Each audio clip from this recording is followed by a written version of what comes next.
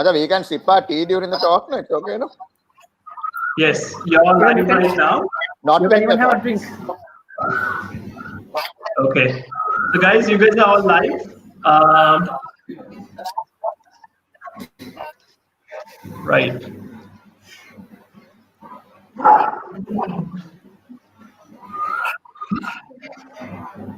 It's live.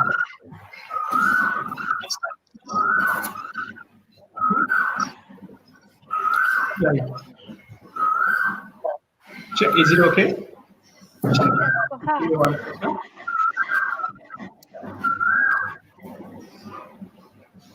You can hear a koha.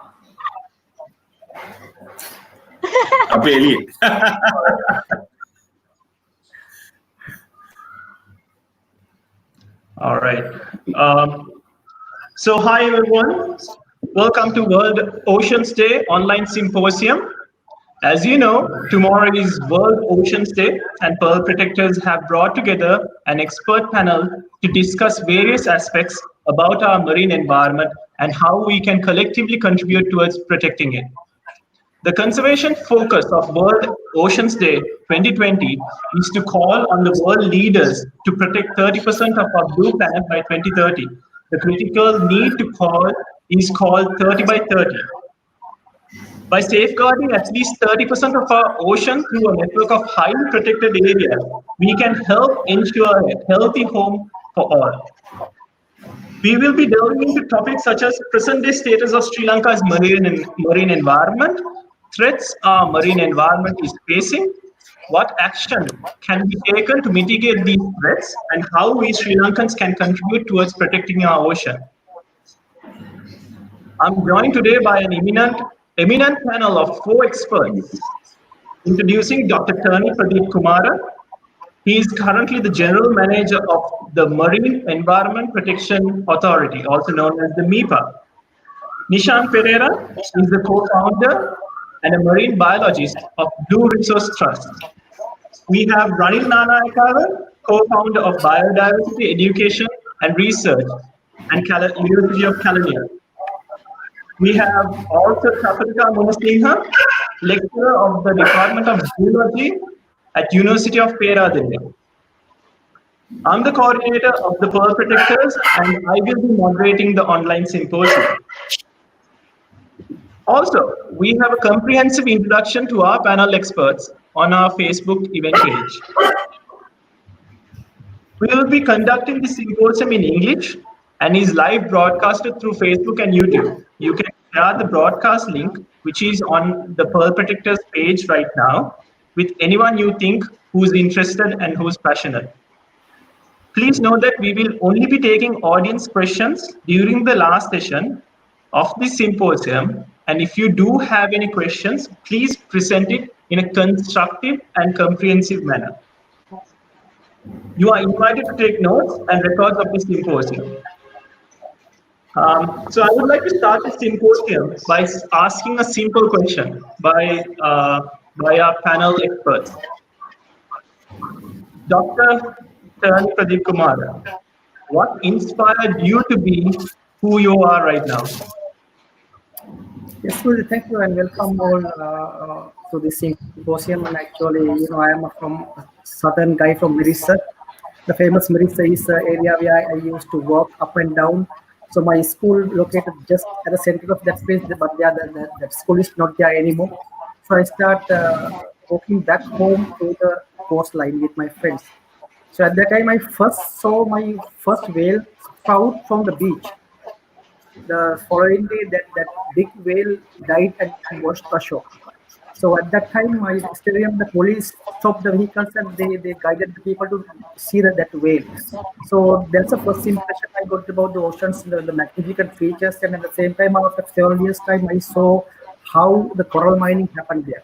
So all my schoolmates from Muditha some were coral miners at that time, and I saw how they brought back all the coral chunks with all the burrowing animals, and I saw how they ran for their life along the burning sands. So still that's stuck in my mind. So at that time I thought, okay, I have to do something for the beach and for my ocean. Because ocean is my lifeline of my village. So that's how I first got that impression. Okay, I should do something for the ocean. Then I became an undergrad, and then I followed zoology special, and then I followed fisheries special. Then I became a ecologist, and then that's how I jumped into that. So first impression is that I saw the damage from the very beginning, from 1977, 78, 79, that period. So then that's really prompted me to jump into this area and do something for our great ocean. That's my beginning. Thank you. Mr. Ranil Nanayakkara, what inspired you? Hi everyone. From a younger age, I have been going to the jungles and stuff with my parents and so on. And in the early 90s, when I was in England, I saw my first dolphin in Cornwall, which really inspired me because at that time I was doing some volunteer work for Care for the Wild UK. And so that really got me thinking, how best, how I can interact with animals, and conserve them and also educate people. Because at that time in the 90s, conservation was, basically left in the dark in a totally different aspect to what it is today. So then I got working, and the funny part is now I know that what I saw in Cornwall wasn't actually a dolphin, but it's a beach whale. So because my knowledge has broadened further, so that's how it got me into in the conservation of marine and terrestrial species. Yeah. Great. Nishan Perera, how about you? What brought you here? First, hi everyone, and thanks for having me on here. Similar to the others, actually, from a young age, I grew up in Mount Lavinia when Mount Lavinia looked a little bit different from what it is now. And I used to actually go out snorkeling, swimming out to the reef and snorkeling as a teenager. And also in my young days, I was exposed to the ocean a lot. My father was a sailor working in the merchant marine as a captain, and then later as a harbor pilot in Columbus. So I spent a lot of time as a child on board boats and at the beach. And my father used to snorkel, kind of skin dive recreationally. So I remember first time I ever snorkeled was using his old equipment, which I had to patch together with tubes and stuff and bicycle tires because it was broken. But that's how it was. And I was also encouraged and exposed to nature as a child, and I always had an innate curiosity about everything in terms of understanding things, which I still have. I'm quite a curious person. I question things a lot. So it's a combination of that kind of growing up around the ocean and that passion for the ocean, and then that curiosity which drove me to pursue science later on. Initially, it was more about diving and enjoying the marine environment, a kind of a sense of exploration and adventure as a teenager, but then became a little more serious in a formalized science background later on. Thank you. Chathuri, what inspired you? Okay, so I've loved the ocean since my childhood, like many other marine biologists do. But what inspired me to do conservation work and research about the ocean was a reforestation program I volunteered in 2013 when I was an undergraduate. So that's when I realized that there's so much more we can do to protect the oceans, and oceans need our attention. And it became my dream to become a marine biologist, and I started achieving things related to marine biology, like volunteering in various like disciplines related to marine biology and taking internships in different countries. And also, I must say that I was inspired by the colleagues I worked with. So most of them are foreign colleagues, and then we were from different backgrounds and different countries, but we worked together for a common goal to protect the oceans.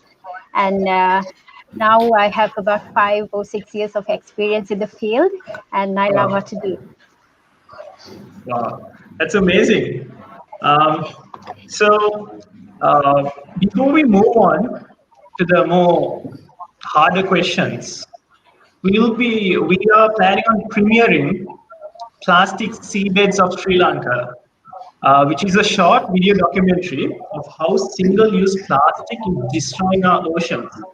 So this is the first time this video will be played, and we did this video in collaboration, in partnership with Island Scuba, where Nishan heads it. So let's take a look.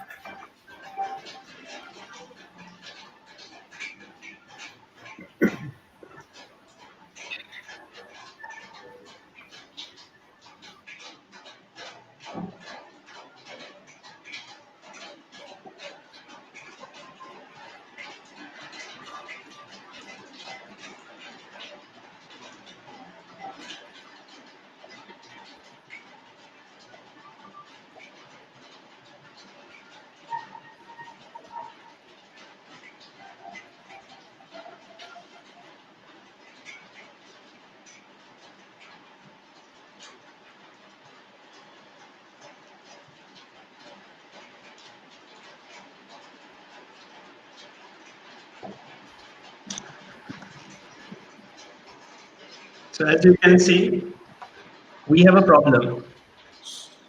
Let's first delve into the current status of the marine environment, and then we'll talk about the possible solutions. My first question is to you, Dr. Kumara. Dr. Pradeep Kumara, what is the current status of the marine environment of Sri Lanka? Can you give us a brief overview? Yes, if you think about our marine environment, that whole the sea belongs to us is about 8 times larger than the country. And in down south, we have about 6-7 nautical miles wide continental shelf, and beyond that, the depth goes to about 4,000 meters. So the ocean is ours. At the same time, we are in this ocean is full with marine life. At the same time, oil, gas resources, minerals, and all resources are there. But on the other hand, the marine life around Sri Lanka is not having a good time at all, because because of the fisheries issues, and again because of the pollution especially, and again climate change issues. The environment is not having a good time, because mainly due to anthropogenic activities created by us.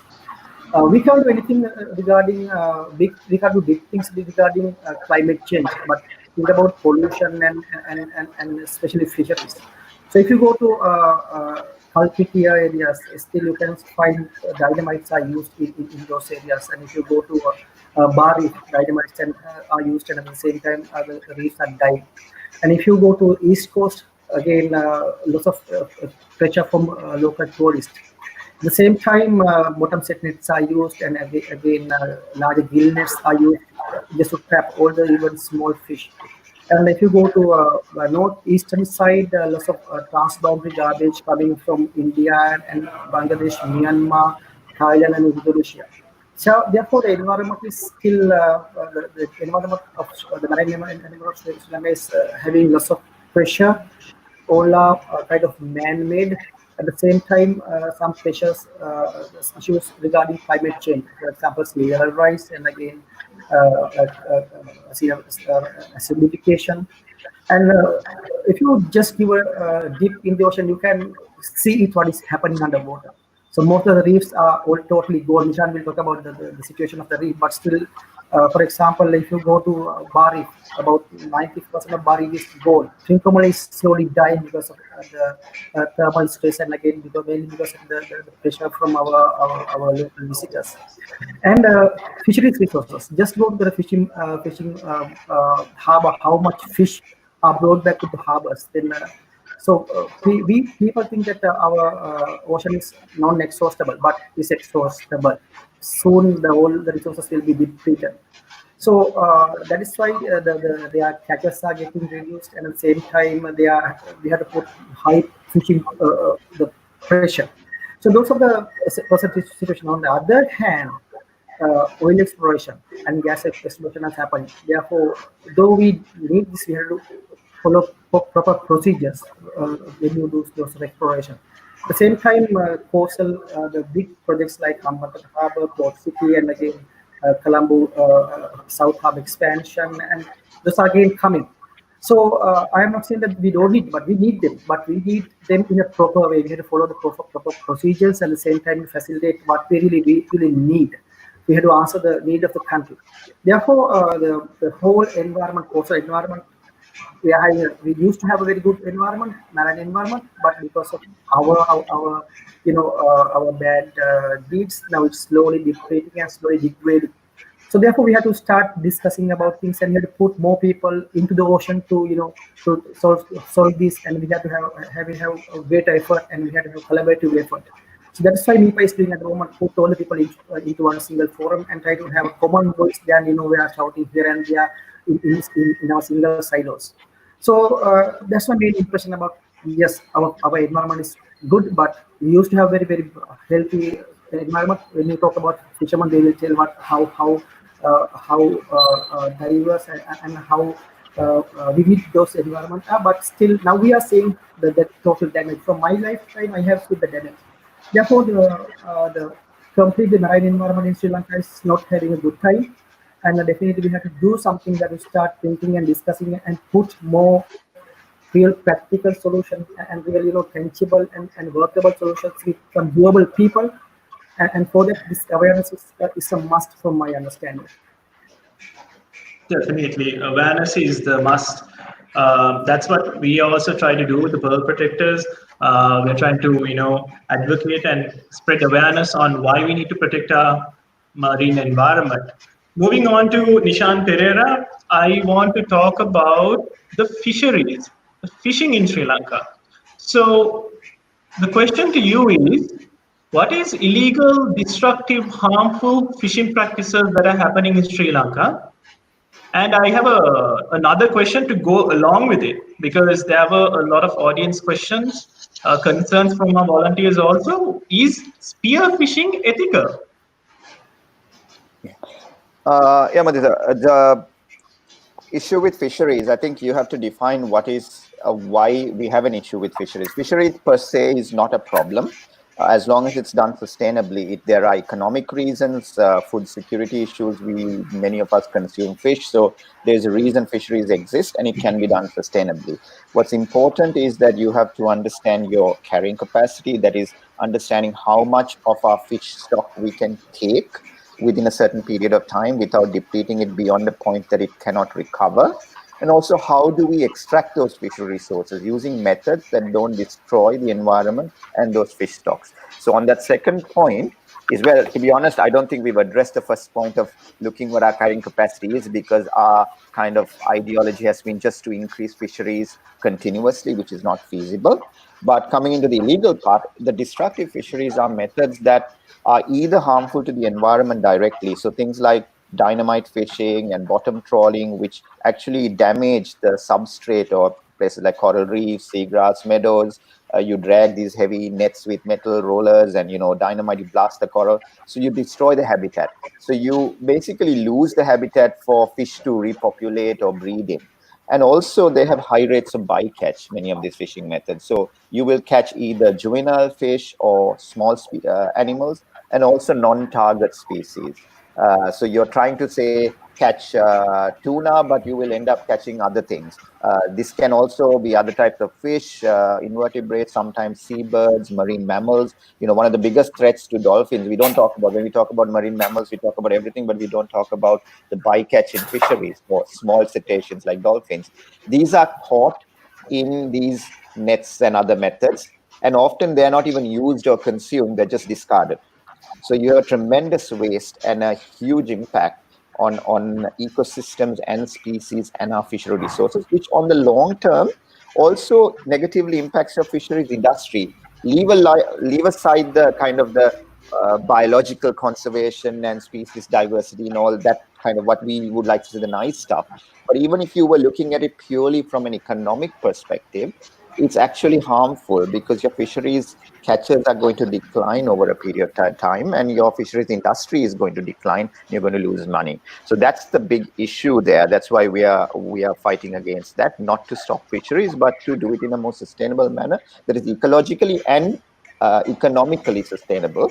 In terms of your question of spearfishing, I think, is probably one of the more ethical forms of fishing. If you were classifying all fishing as ethical, considering that technically you are killing an animal when you fish, whatever method you do. So once you leave that aside, spearfishing is actually a very efficient and good method of fishing because you can target the animal you want to catch and not harm the environment. So you can selectively remove animals. The problem in Sri Lanka has been that we have commercial spearfishing. People using scuba equipment, going to a place and catching, shooting with a spear gun, everything they can catch. In many countries, developed and developing countries, this is not the case. There are regulations, and spearfishing can only be done using free diving or breath hold diving. So it limits how deep you can go, how much time you can spend, and how much fish you can catch. And because of that, it's done primarily either as a sport or hobby in developed countries, or as an artisanal fisheries to feed yourself or your family, catching just a few fish in developing countries, in poorer countries. But in Sri Lanka, it evolved into a commercial fishing method. Divers doing 5 dives a day with scuba tanks, going deeper and deeper and catching everything. So then they started selectively removing all the big fish, all the affecting the breeding populations, all the breeding individuals of some of these high value target fish got removed because they're targeting export oriented fisheries. And I will talk, one of the biggest issues in Sri Lanka's fisheries is not just a local consumption. You look at a lot of the most destructive fisheries we have now, and the overfishing has been driven by export-oriented fisheries. Or, a lot of the trawl fishing is for prawns, which are export-oriented, sea cucumbers, big shells like shanks, lobsters, ornamental fish collection, and spearfishing of fish like groupers for export-oriented fish. That's why it became unethical in Sri Lanka, and that's why it was prohibited in Sri Lanka. Thank you, Nishan. Mr. Nanayakkara, my question, the next question is to you. So this World Ocean Day is about endangered and threatened animals, mammals, marine species. So can you give us an overview of the threatened and endangered marine species in Sri Lanka? So if you can kind of give a global versus regional threats and conservation efforts also.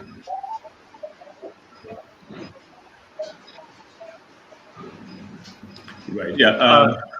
Well, when you take the endangered species of marine mammals in Sri Lanka, you get the dugong, which when you take the global status of the dugong, in its whole range, it's basically endangered. Though Australia has a huge population, still it's considered endangered there.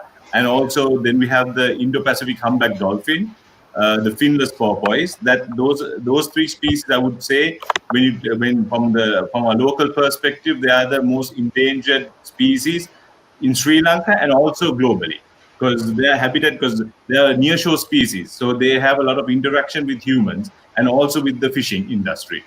And when you take the threats what these animals really face, because the reason we'll be speaking on the dugong, humpback dolphin, and finless porpoise, because like I mentioned earlier, because share the same habitat as the nearshore species, and they share the same habitat with most of these fishing communities and the fishing industry. So the dugongs, of course, since they are very near shore and they are, obliged bottom feeders and they feed on seagrass, there is a threat to them, which one is the fishing industry, in the sense like being a victim of bycatch.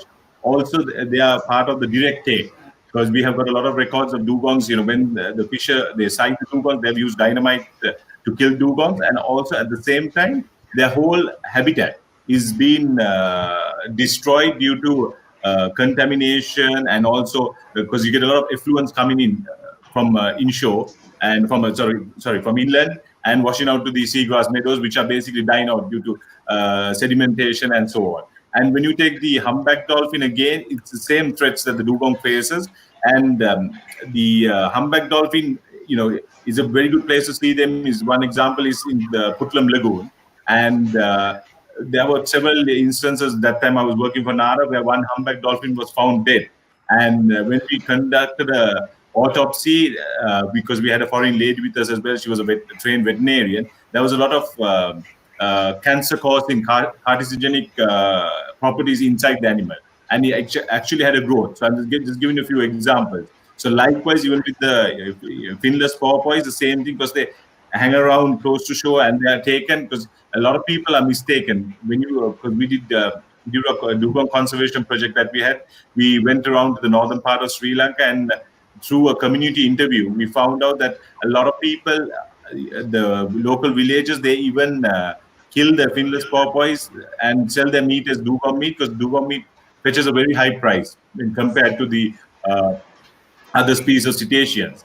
And generally, when you take globally and the local perspective, threats for the marine mammals is basically ship strikes, bycatch, then toxic contamination, because there's a lot of like even fuel, oils being dumped by ships, unknowingly, because some of these ships that actually travels up and down they don't really go through certain protocols, like, where they're checked whether they are seaworthy. But, I'm not talking about all ships, but certain ships that we have seen of harbored even in Trincomalee and so on, and also habitat degradation. So these are collectively, all these threats apply to all marine mammals on a global scale.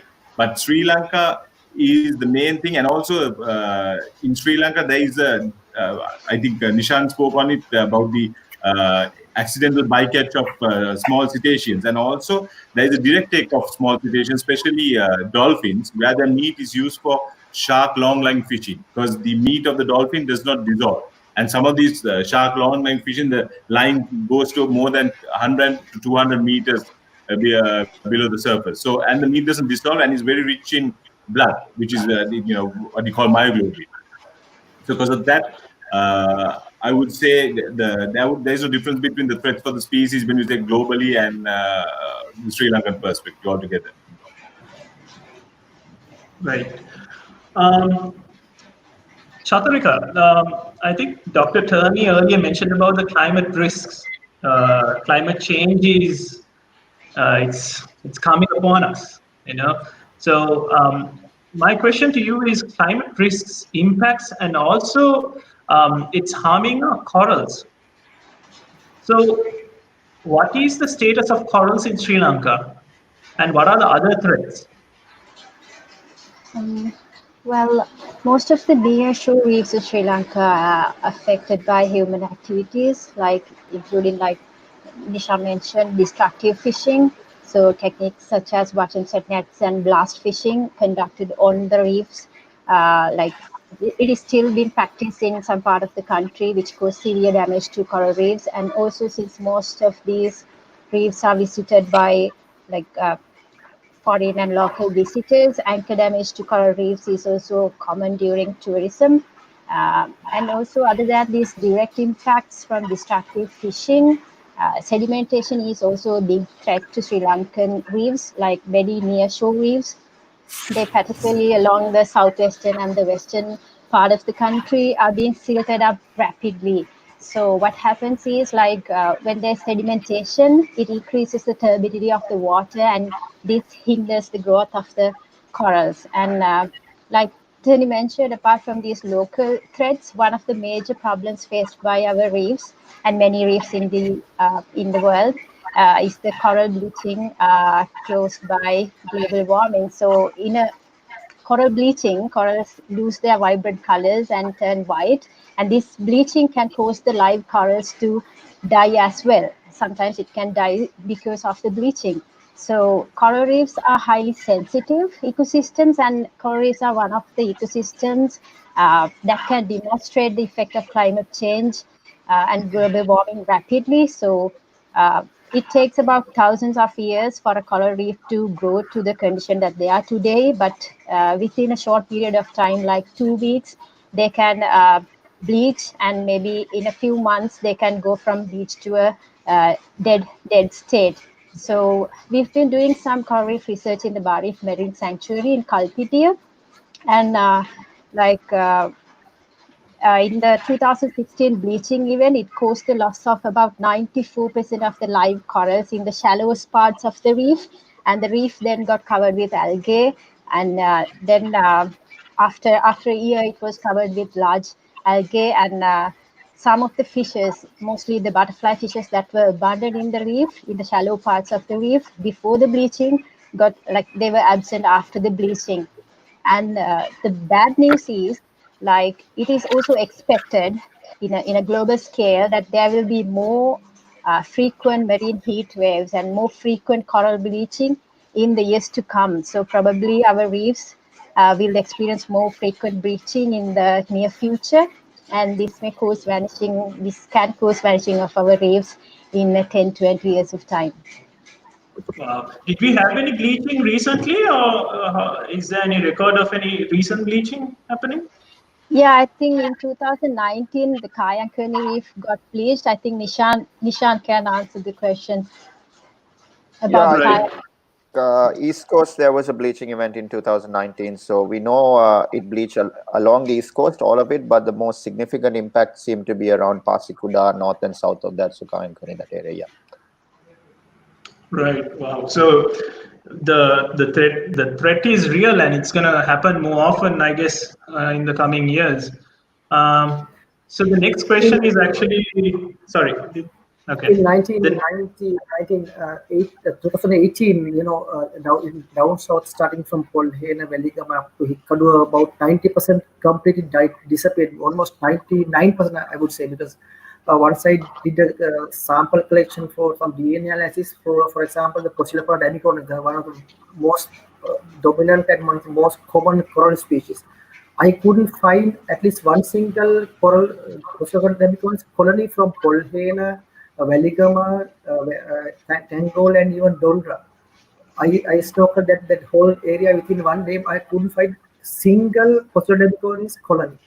Otherwise, it's very common in that area. So that's how it happened. And at that time, I even published a small abstract at Colombo conference. And at that time, about 65% of coral died and disappeared during 2018 coral bleaching. uh, uh, moving on, Dr. Kumara, this question is actually to you.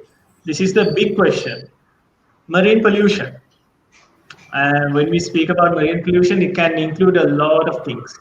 So, can you give us an overview of how humans impact, through single-use plastic, through oil spills, through microplastic? How is it affecting us? How is it affecting the ocean? Yes, Muditha, if you think about the marine pollutions in general, it's about 80% of pollutants coming from the land-based sources, not from coastal belt or not from the sea. Only less than 20% is coming from ship-based and from other coastal-based sources. The rest 80% coming from land-based, from inland areas. Therefore, all of us are, contributing. Even we are living in Kornagalo, wherever, or Mulati, wherever, Kandy, we are contributing to marine pollution. So, especially plastic and polyethylene or solid waste. Then I can move it to liquid waste. So all the rivers bring huge amount of organic pollutants. nitrates, phosphates, agrochemicals, pharmaceutical chemicals through rivers. Everything end up in coastal waters. And again, as you mentioned, microplastic and the secondary microplastic and primary microplastics, the same situation, because now we have found through some research, even in coastal waters, coastal sediments, even the muscles of some species, our scientists have found marine microplastics. That's one aspect. Then I go to the ocean-based pollution, especially from ballast water, bilge water, and again marine invasive species, ship emission, even from ship paints, right? And ship generated solid waste and ship generated liquid waste, and oil spills, right? I can give a very big list, and all are man-made. Nothing comes from natural except some volcanic eruptions, some oil well blowouts, natural blowouts, those sort of things. Others, all are 90%, all are man-made. Therefore, we have to think about how to stop marine pollution, because if we have a proper solution for land-based solid waste issues, I think we can cover up at least 80% of marine plastic or marine pollution. At the same time, if you think about Colombo, when I think about Japan, in Japan, their sewage, about 97% of sewage is treated. In Sri Lanka, less than 2% of sewage is treated. 97% of sewage is untreated, and even from Colombo, from Vellavatta and Mutual, there are 2 lines are pumping sewage at more than 340 liters per second speed, untreated sewage. So everything again boomerang to the Vellavatta, Mount Kelaniya up to further down when southwestern monsoon hits. Right, we don't know, but even and we MEPA have identified water sampling protocol methods we are project. So all the records we are having is more than 1,000 times above the allowed or standard levels. So therefore, regarding marine pollution, the picture is not good at all. Right. So because of this COVID incident, we found that the marine plastic, the amount reduced more than 40%, and even nitrate phosphate amount reduced, mainly because of the lockdown system, and there was no rain. At the same time, in inland areas, in the farming areas, that's the harvesting season, and that again contributed. So then we found low marine pollution levels, but again now it's slowly picking up. Now what you can see what is happening in Mount Lavinia. You can go to Crow Islands, right? So all the beaches you observe clean is not because it's not natural. Somebody is cleaning it. Maybe a hotelier, or maybe some MEPA staff, or maybe some local government. Somebody's cleaning. If you keep untouched, our coastal the shores will be covered in number of meters of height of plastic waste. Go to Dondra Beach, go to Nilvella Beach. The height of the plastic waste is about 1.5 meters.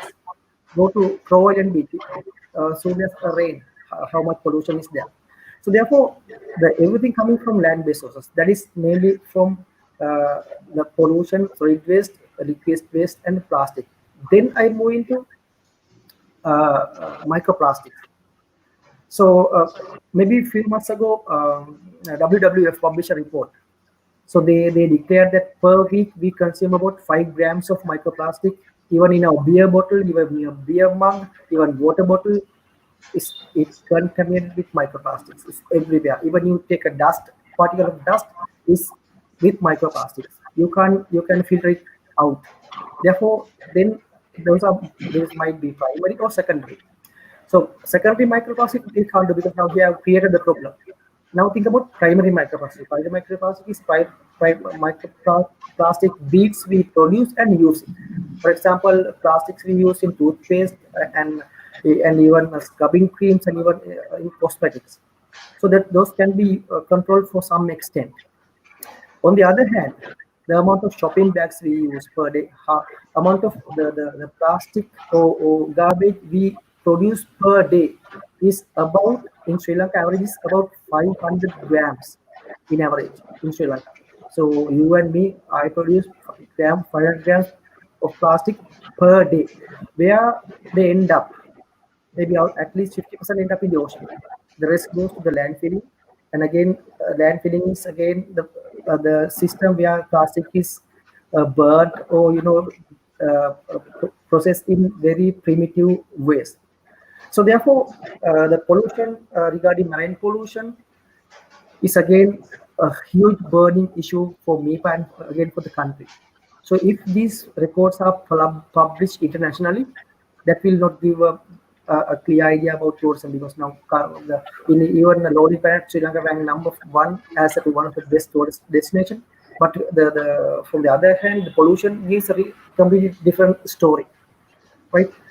But therefore, if you think to develop tourism, and again, if you want to have high biodiversity, high fish yield, definitely we have to have some good solution for pollution. But that should start from household level from one hand. On the other hand, there should be a national from the umbrella mechanism coming from the very top.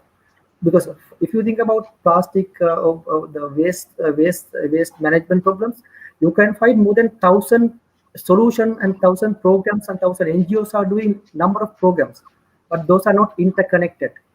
We are working in our own areas and do number of programs. All are project based and time specified. Then after the project, that disappears. So therefore, regarding if we keep on continuing this, I think our tourism, our fishery resources, and our whole coastal belt, and again at the very end, the coast and the ocean will be a place we can't even think of visiting. So that's a threat we are having. So since as a country we are heavily depending on the ocean, and now we are countries having a very big the dreams to develop blue economy and ocean-based economy, definitely at least now we should start thinking about this pollution, and we have to start developing some programs to at least stop at, then maybe later we can reduce it. Now stop at this level also, to stop this increasing up day by day increasing curve. Therefore, we have to think that very heavily and understand the gravity of this pollution issue, and then we have to act responsibly to find a better solution to control marine pollution at the end, to make to keep to at least to make a very healthy ocean around the country. Definitely, like there is a huge responsibility for all Sri Lankans to reduce and refuse single-use plastic. You saw what happened in that video. We saw also our ocean seabeds are polluted. 80% of our Western Province seabed is polluted because of this. But also, there's a small follow-up question I want to ask you, Dr. Kumara. Now, while we expect Sri Lankans to also be more responsible, what actions can the authority take? Because what is there is right now, there is regulations and policy on against these things, but when you have to look into the implementation, there is a lot of questions. What is the current status, and is there any improvements we can see in the coming time? Actually, from marine pollution control, that stream Sri Lanka very actively work at global level, regional level, and local level, right? At global level, during last UNEA, United Nations Environment Assembly, Sri Lanka co-sponsored for 4 resolutions. Out of those 4, one is about microplastic, and second one is about marine litter. So we co-sponsored, and we were very active at last UNEA and UNEP programs.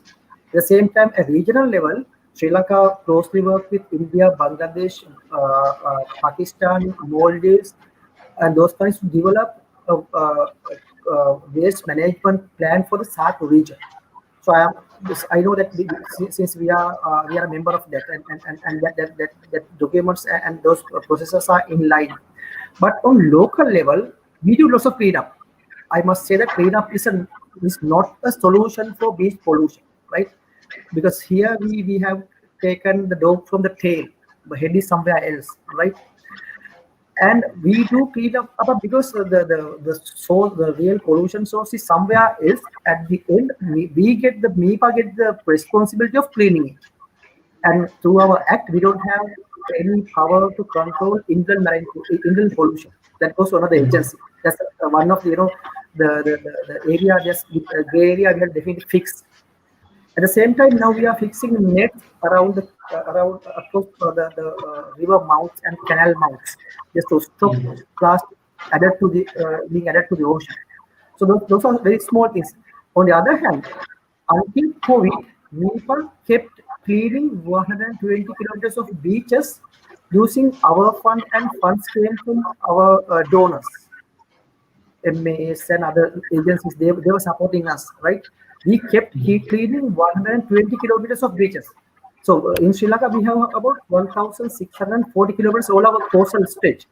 Out of that, about 10% we kept cleaning through our ESP, through our the programs. Everything collapsed because of the COVID. But on the other hand, now MEPA is amending our act to have more stronger power to curtail those pollution. At the same time, we are helping EA, we are helping CCD, we are helping UDA and all other NGOs to, when they are very much, if they want to do something, we are very much helping them and encouraging them to take some actions against pollution, because ultimately whole pollution comes to our shoulder, MEPA's shoulder, but ultimately the country is affected. Therefore, we have a number of programs, again, it's a lot, but along with awareness programs, but we are very much involved in that case. So we have taken the baton. So we try to not to pass the baton to the next generation, at least to stop, keep the baton from our hand, find a solution and stop at least the maximum we can do. Definitely. That's a big problem, and we've been also it's very depressing going to a beach, and when you go to enjoy and you see all these things. And the other problem is, even when volunteers clean and make this beach a better place, in a week if you go back, it's back to how it is. So we definitely need to cut this problem from the roots.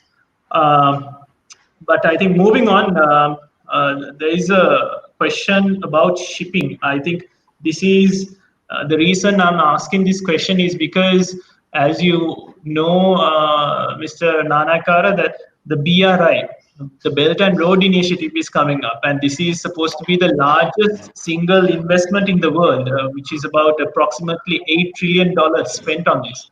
So Sri Lanka is in the middle, and there's been multiple articles saying Sri Lanka, the shipping that is coming to Sri Lanka through Sri Lanka will increase exponentially during the coming years. What do you see? And also, I want to ask you about offshore tourism. What are the threats? So, if you can talk about shipping and sort of offshore tourism, what are the threats, and where can we see improvement?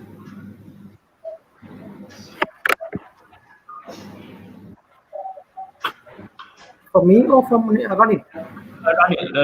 Mr. Nanayakkara. Yeah. Yeah, when you take shipping, for example, the biggest problem we have when you take shipping is, sorry? Go ahead. Is it for me, right? Yes, that's right. Yeah, when you take shipping, the biggest threat we have when you take Sri Lanka as a whole is from the southern coastline. Because when you take the northwestern and the eastern coast, you don't get much ships going in there. And the other issue that we have is on the southern coast is that the ships fly to and from Asia to the western countries through that, because the continental shelf is very close to land, and the water is, the deep waters are very close. So the ships go above that. And also the issue that we have when you come to shipping is the ships really travel on top of the one of the most productive feeding grounds for marine cetaceans.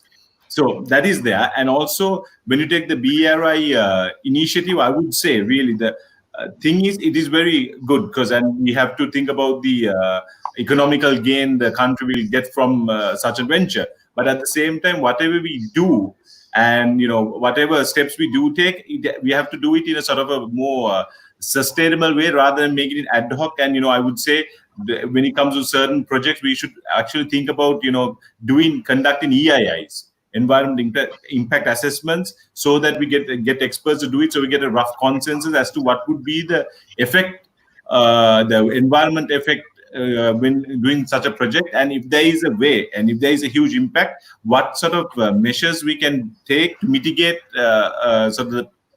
any environmental impact from that sort of project. Because I could see, I don't want to name any projects, point fingers at any projects as such, but there are a lot that have been done ad hocly, and some of the EIAs that have been conducted have been done in a way that I would say it's not exactly satisfactory, because some of the funding agencies really don't take the EIA, just want a document saying environment impact assessment, which is basically chucked in the bin. So you get that sort of aspect as well. And when you take, I think, and also about the shipping lanes being moved further offshore has been discussed, I think, for the last 10 to 15 years, perhaps even much longer.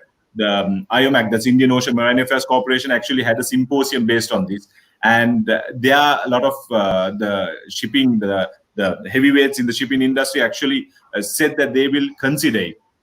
But I don't know what really transpired from then on, because I haven't been in touch with on that particular subject for a long time. I believe that Terney might be able to shed some light on it. And when you take the tourism industry, whale watching industry, I would say the biggest threat at the moment is the operators haven't been educated on the whale watching guidelines and ethics. A lot of these have been discussed, and actually I have been working with Whale and Dolphin Conservation UK since 2012, and every year we have a sort of a workshop for the tour operator, like the whale and dolphin watching operators in Mirissa and Kalpitia. Because Trinco, you only get very few operators, but the majority of it, the major part is in Mirissa and Kalpitia.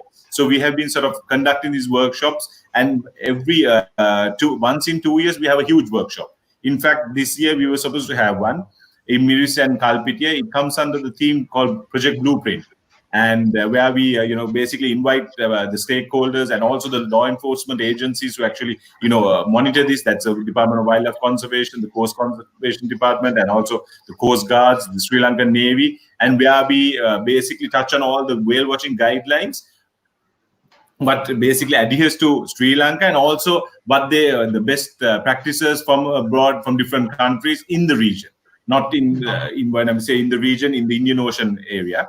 And we've been doing, because what we have really seen, what I've seen from my personal experiences, these guys are not aware how to sort of behave and conduct themselves when they encounter a whale. Like, it's basically like most of the guys operate themselves as the same way the jeep operators operate in Yala when they see a leopard. So they basically run down the animal, chase it, and that itself put the animal in jeopardy. Because I've seen personally where they have basically harassed a Bruder's whale, where it had gone in and almost collided with the ship. That was off Mirissa.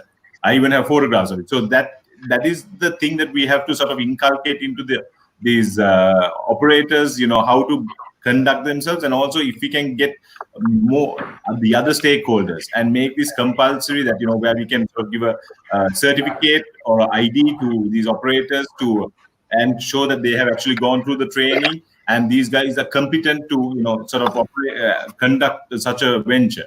And but whereas the Mirissa is a bigger issue, I would say, than Kalpitia, because Kalpitia they use smaller boats, 19 footers. So that doesn't have a huge impact on the animal itself, because in Mirissa you have these 38 to 45 footers, where if they even actually go over a small cetacean, or where the animal can sort of get basically injured, severely injured. Whereas the smaller boats, and the sound that the boats emit itself, chases the small cetaceans away. So I would say that is the best thing to do. And I would say the other thing is major, like, I don't know how we'll, due to COVID-19, I don't know how best things will come back to its normality, but I would say it's best for the major, companies, that, the DMCs, destination management companies, to also come on board and sort of facilitate the education and, of these boat operators. Also, another challenge is, I think, monitoring how to, even if you have regulations like in the deep waters, how do you monitor these offshore tourists, especially whale watching, you know? So, do you have any recommendations for that? Yeah. At the moment, it is not very effective. But at the moment, you get the coast guards going out in these water jets and sort of monitoring what the boats do.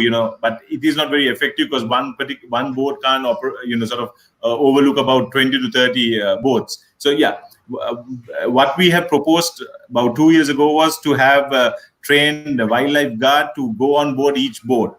But the thing is, the department says that they do not have the funds to have employ such a large cadre to send on every boat. So these are things that have been we are discussing at the moment, and also trying to find solutions how best we can do it.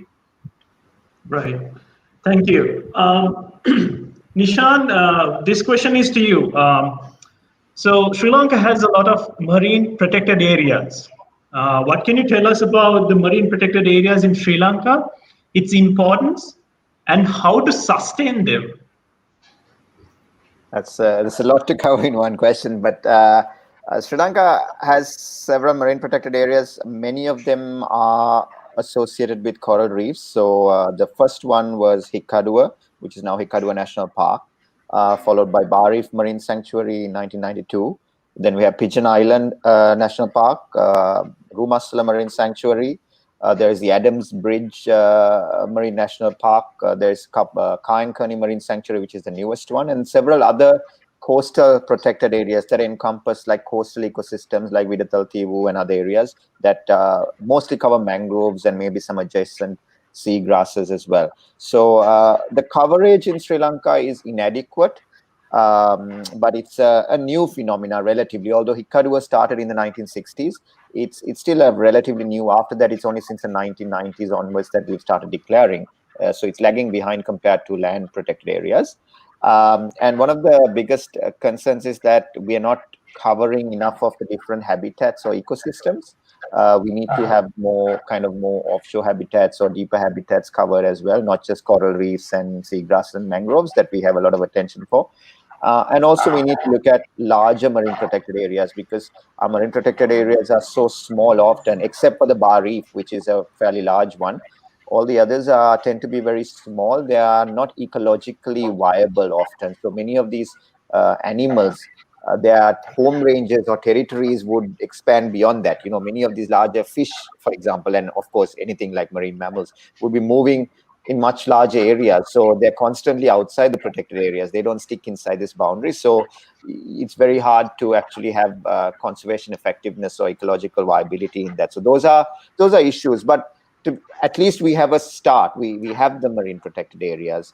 There are issues like with all the other things we discussed with enforcement of MPA regulations.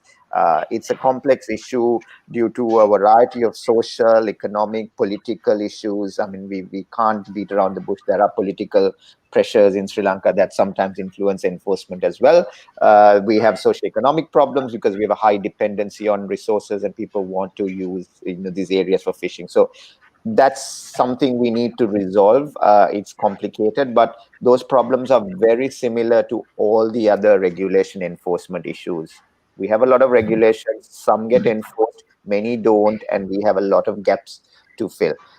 In terms of why marine protected areas are important, they serve two purposes. The primary purpose is that it allows you to focus or concentrate your regulatory effort or management effort into a small area. We talked about how it's difficult to police or patrol. The offshore tourism, offshore fisheries. I mean, how do you patrol these vast areas, especially for a country like Sri Lanka that doesn't have the resources that, say, Australia or the United States has? So it's challenging. It's challenging for any country. Even the developed countries struggle with this. There is no 100% compliance in anywhere. So it's a big challenge to monitor. But what you do is you kind of concentrate your efforts into one limited area, which is your MPA or marine protected areas, which is basically a refuge for some of these animals to stay in, or where you provide them sanctuary in a breeding season. So a certain breeding ground can be a protected area because you protect a habitat that is critical for a species, or an area where some important animals congregate, whether it's seasonally for breeding or whether it's they're always found there. So, and you focus your efforts there. And this is what's been successful in developing countries like Indonesia, Philippines, in Kenya, so in Africa, Asia, countries that have very similar problems as we face as a developing country, where things like dynamite fishing are rampant. You still have really good marine protected areas where within that they have been able to manage those threats and give the fish and that ecosystem, the turtles, the dolphins, whatever it is, kind of a breathing space, a space where they can thrive. Because they also don't have the resources to police. If you go outside the marine sanctuary in Indonesia and Philippines, there's probably more dynamite than in Sri Lanka. But once you go inside the MPA, it's much better enforced than Sri Lanka. So those are models we can look at as to see how they've achieved that success and change. One of the challenges we have is our system is a little bit different, and I personally believe there is a reluctance on the part of the state authorities to move and adopt new systems. We constantly say this is how it's done, but it's not working. So you propose something new, but that's not how it's done here. So we can't. We have to get out of that and say, if we want to achieve that, we have to go that. So that's a challenge. But there are some steps, again, I have to say some steps are being made. There's more efforts to do participatory community-based management, involve local communities, self-regulation, even for what Ranil was talking about with the whale watching industry, that if the operators themselves are more responsible, then that takes the burden off the authorities. So there are efforts to do that. But the main thing is that you focus your management efforts into a limited area. The other thing that marine protected areas love is that you can manage user group conflicts. Because if you look at tourism and fisheries, these two are constantly at loggerheads. The fishermen don't like the tourist boats, the tourist operators, dive operators, whale watching operators don't like the fishermen because they're conflicting users. Tourists don't want to, let's say, I know the dive industry quite well. The divers don't want to go to a dive site and have fishing boats fishing there and see them catching fish. So there's constant conflict.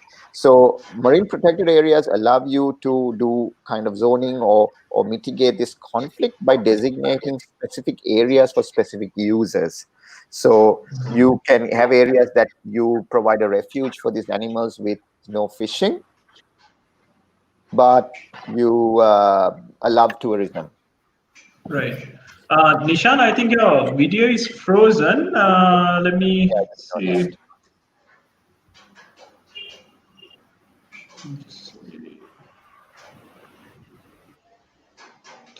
Let's just refresh that. Chathurika, so the next question is actually for you. We spoke about climate risk, and it's a big issue. And this question is in a broader sense. It goes into a lot of areas. It's the coastal environment, right? So we're talking about the ecosystems, the mangroves. There's obviously the sea level is rising, so maybe in another 50 years they expect it to be rising rapidly. And also there's the issue of pollution. I know you've been working on these areas. What do you think are specific issues, and how can we overcome them? Briefly about the coastal ecosystems in Sri Lanka. So the coastline of Sri Lanka, they support highly biodiverse and highly productive coastal ecosystems, like including the coral reefs, shallow fringing coral reefs, and shallow beds of coastal and estuarine seagrasses, lagoons, estuaries, salt marshes, and also wetlands. So these ecosystems are home to many plants, many different types of plants and animals. For example, we have more than 20 species of mangroves and about 12 species of seagrasses, which are given very low attention. And so compared to the other coastal environments, and also about the animals. So about 75% of the tropical commercial fish, they spend part of their lives in these coastal ecosystems.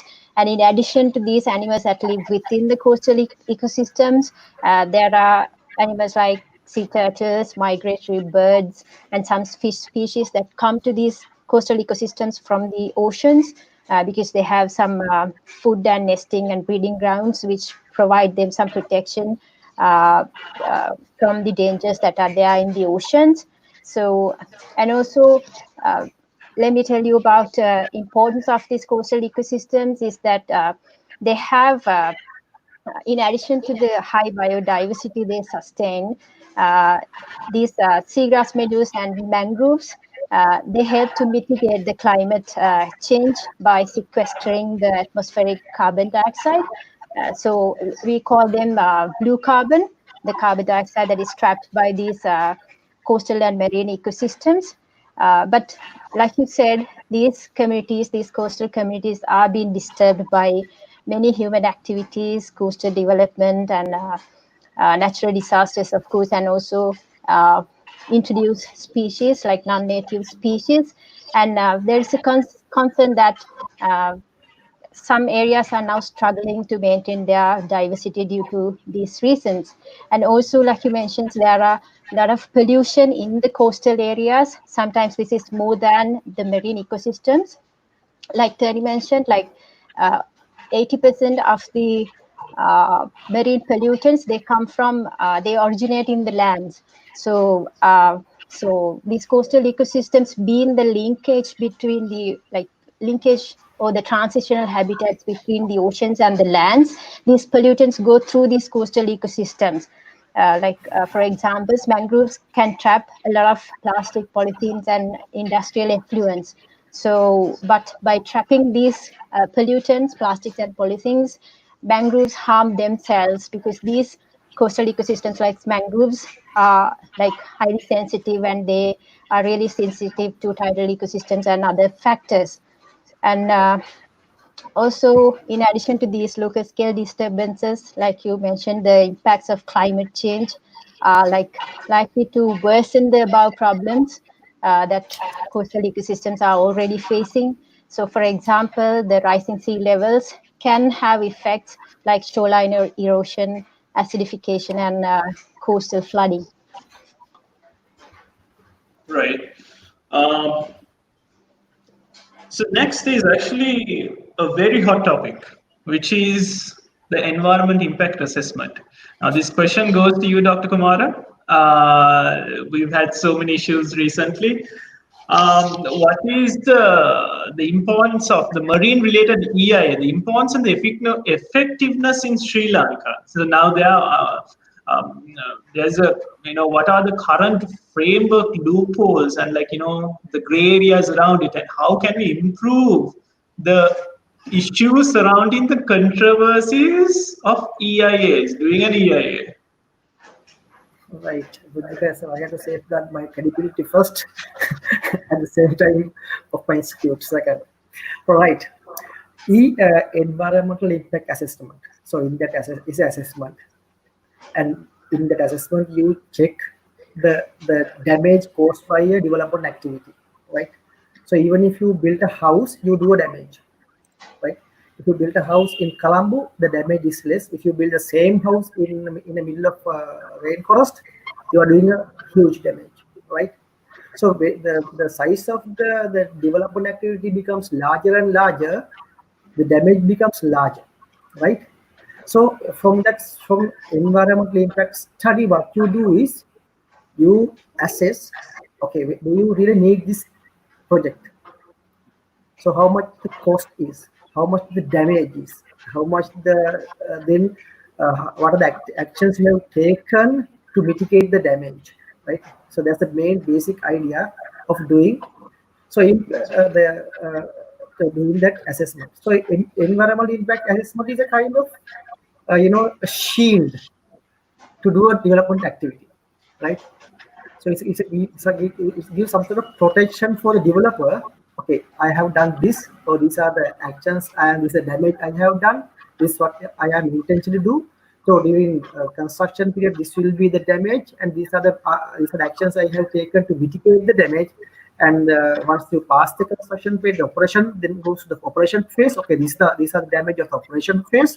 These are the damage and expected damage, and these are the actions I have taken to mitigate the damage, because you can't reduce the damage to zero, right?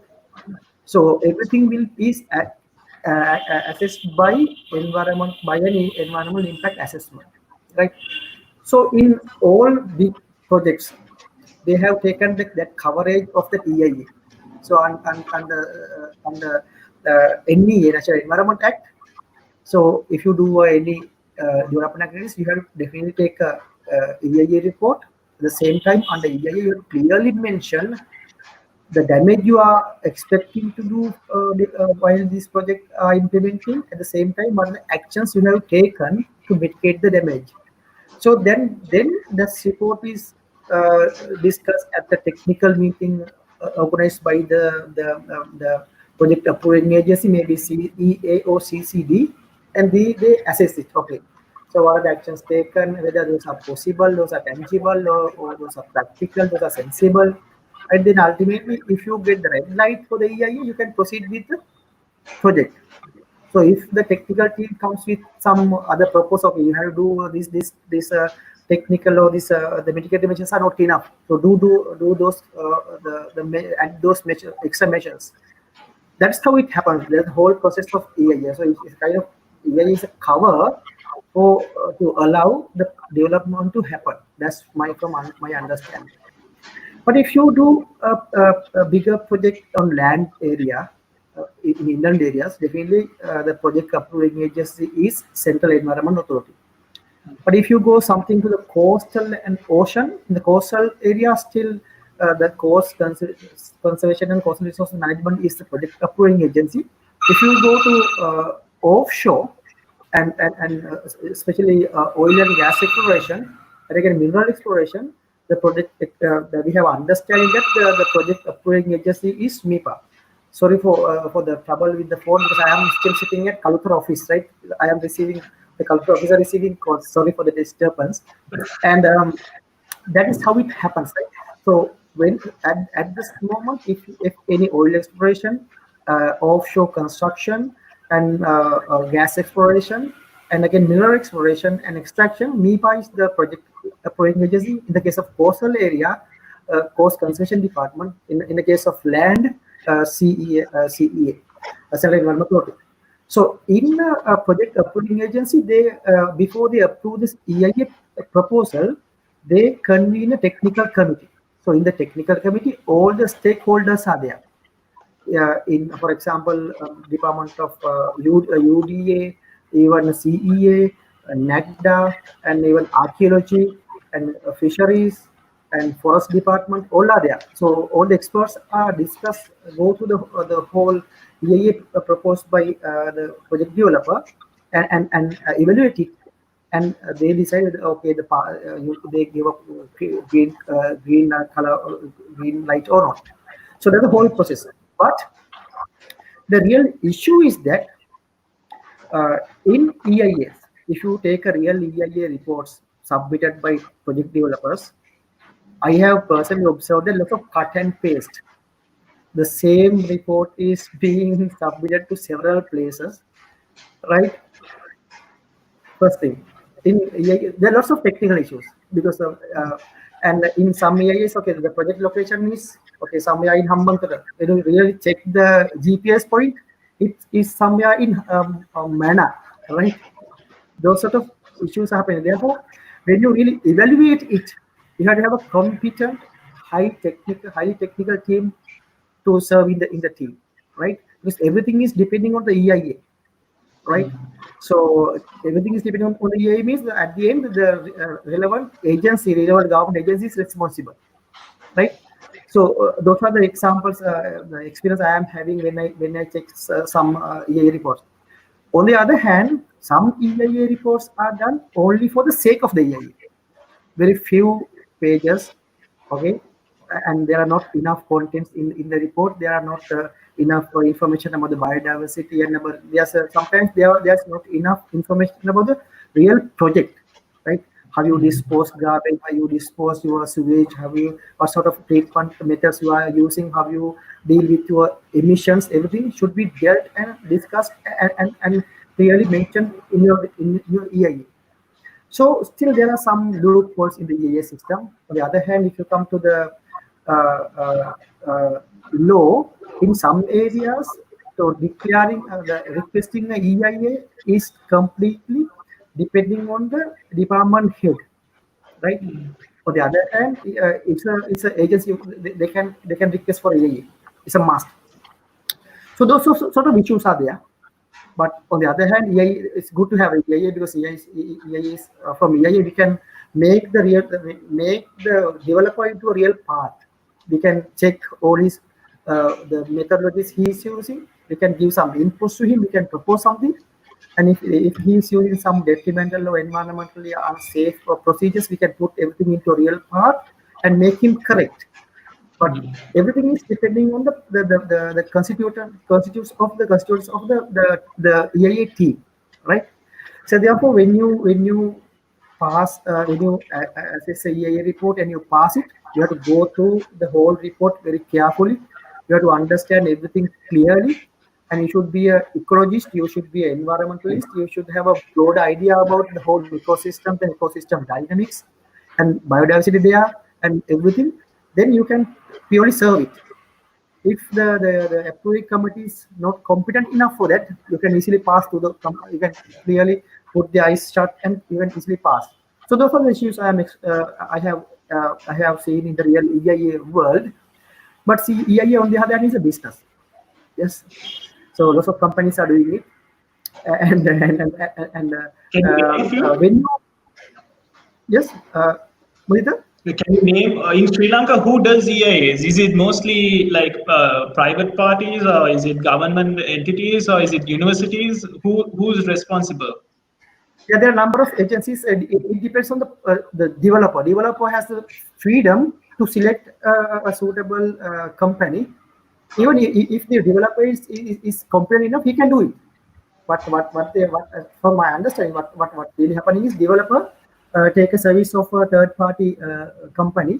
They give it to a company. In a case of large projects like oil exploration, then it goes to international bidding. So larger companies, even Sri Lankans also bid for that. Sri Lankan companies, the large companies come and help in developing EIA proposals. Interesting.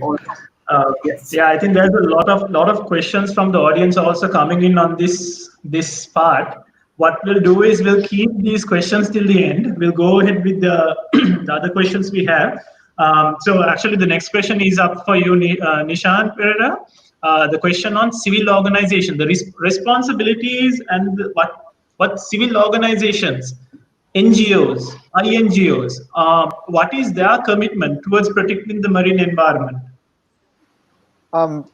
In Sri Lanka, actually, there is a long history to begin with of independent individuals and civil organizations participating in conservation, both marine and terrestrial.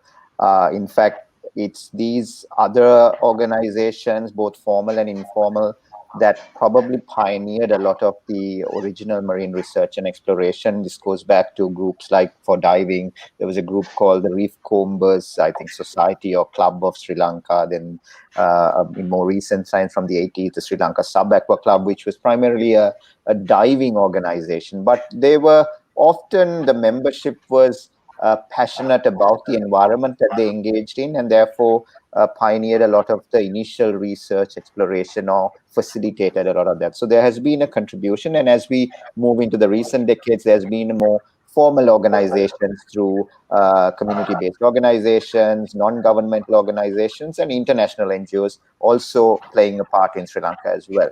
So there is kind of a lot of work they've done, whether it's engaging with communities in terms of kind of sustainable livelihoods or sustainable fisheries, conducting research and surveys, managing projects as well. Unfortunately, my personal feeling opinion is that at least in recent times, Sri Lanka seems to take a very suspicious kind of angle to some of these external parties, which I think is unfortunate. While there are certain instances of bad practice, I think there is a lot we can gain by engaging, because the more we engage with more partners, the more resources. We constantly say in Sri Lanka, we don't have the capacity, the human resources, the finances. If you look at other countries, they also have these problems, and they bridge those gaps by working through more collaborative efforts, bringing people to a common platform, identifying your priorities, and then kind of driving those civil organizations towards those priorities as well. Because if there's a research gap, maybe there is an NGO or an INGO that is able to support some research. Maybe they have technical competence to do something, making sure that the work they do also falls in line with our needs for management, rather than sit and say, we don't have this data, we don't know what's happening, we don't have the capacity. Someone might be doing that, so you have to engage more proactively and bring that. And also in recent times, with education awareness, kind of building public consensus towards conservation, I think civil organizations have done a tremendous job. I mean, today's event facilitated by you guys, by Pearl Protectors, is an example of that. And this is not the only one. There's so many organizations doing so much. And we've raised marine conservation more into the public kind of mind. Because for a long time in Sri Lanka, leopards, elephants, Singaraja was what captured the public attention, not marine affairs. But we see a shift. We see a gradual shift. And numerous individuals and organizations have had a role to play in that. And I have to say, I mean, it's nice to have Dr. Terney here on this panel, because he works in the government sector, and he has been actually very, very supportive of building these collaborations. I can attest personally, through Blue Resources Trust, we've engaged very actively with the MEPA. And I think all of us here have had some interaction professionally with MEPA as well, and people like him who are trying to bring all these other players. Because I mean, I work in the civil organization sector as well. I don't work in a state organization. So bringing people like us into that, because we conduct research. And as scientists, we don't only want to publish papers and do science because it's cool. Of course, we enjoy it and we like to publish papers, but we want to make sure that the work we do supports, management in Sri Lanka. And it's nice to see some effort being made towards that. I'm really sorry, I'm ending on that. I'm so sorry, the lighting here is really bad and it's getting darker and darker, but hopefully I'll stay visible enough for the rest of the talk. That's fine, you look fine. But yeah, well, the next question I have is for Mr. Nanayakkara, Ranil Nanayakkara. Now, two things I actually want to ask you about. The implementations towards sustaining shipping in Sri Lanka, because it's part of the, it's the oceans. Like, this is also linking to the previous question I asked. And also the issue about illegal ships coming in, so in South India, from South India, there's a lot of ships coming in. What's your take on this? Well, what do you think, I mean, we've seen during the past year, the encroachment has been happening. What are the solutions you suggest, and how we can mitigate it?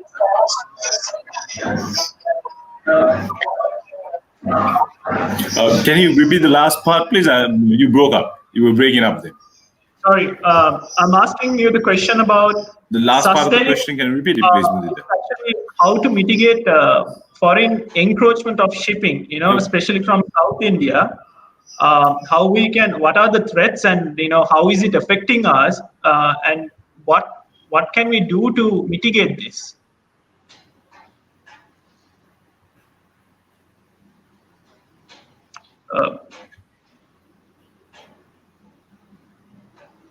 Could you? Yeah. When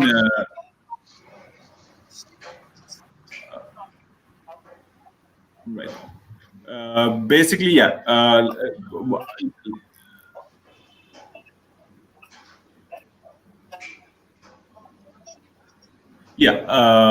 Basically, when you say the ships coming from South India, they're actually not ships as such. Those are boats, like trawlers, that are coming in, and those boats are really found in the northwestern and northern part of Sri Lanka, and they basically come to poach off our waters, the fish and all other marine resources, because the boats that enter are trawlers. So trawlers, what I mean is, once they leave an area, they basically clear the whole area of about between 10 to 15 kilometers, because all the debris are basically raked off. All animals, any organism found there is basically raked off. And even, say, seagrass, corals, and all that. So that really has a huge effect on our ecosystem, because the biggest issue we have is because we do share the Gulf of Mannar and the Pork Bay is basically shared between India and Sri Lanka. And the other issue that we have is we also share the same population of dugongs in the Pork Bay and also in the Gulf of Mannar. So this actually, good that you brought up, because it has a huge impact on the dugong population. And also on the seagrass ecosystems, like what Chathurika mentioned earlier. Seagrass ecosystems are basically, what they call blue carbon. It absorbs so much carbon from the atmosphere. Just as, I would say, it's actually better than the ecosystem services that the rainforest does, like the Amazon. So yeah, there's a huge effect there. And I would say that to mitigate such a thing, basically we'll have to have bilateral talks, intergovernmental talks, and come to a decision on an open forum, come to a decision as to how they can control it from their end. Because from the data I've seen, and also certain satellite images that were shown to me by government organizations and also non-government organizations, shows that soon as between about, say, 10 to 11 in the night, those trawlers start entering our waters, cross the borders. They're actually on the periphery of the on Sri Lanka's territorial waters. And soon as the night falls between 10 to 11, they cross over.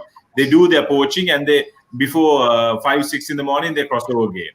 And the other issue that we have is our Navy and the Coast Guards are monitoring it, but we do not have the capacity to, like the same applies with the whale watching as well. We do not have the capacity to monitor it in a sort of a comprehensive and effective way, because we don't have the infrastructure and also the facilities like boats and so on. Because you get a lot of boats. I think for a night, sometime back a few years ago, you had about between 500,000 boats crossing over to Sri Lankan waters to poach off. And also we have another issue in the Bay of Bengal, and also to a certain extent, it's within our exclusive economic zone, what we call the EEZ. You also get the Chinese those are ships that come in and basically poach off our waters. And also not only poach, they also have Sri Lankan boats meeting them in high sea and giving them the catch that we are taken. So that is also happening. So this, I would say, it's very difficult to comment on it, because it has to come from a much higher and from a governmental and an authoritative perspective. So I would say, yeah, it is a huge issue, and we have to make and take measures to sort of basically what do you call it? Come up with sort of guidelines of how best we can do it, and also have intergovernmental bilateral talks. And I think even Dr. Terney would be able to sort of touch on that, because that also comes under their purview as well, if I'm not mistaken. Dr. Terney, do you want to add into that? Can you repeat the? I didn't.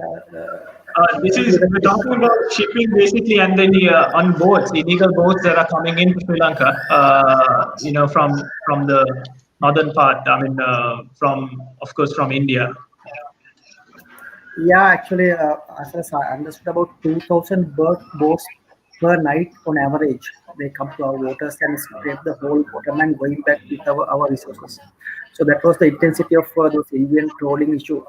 So there were also discussions between Indian fishermen, Sri Lankan fishermen, Indian government, Sri Lankan government, the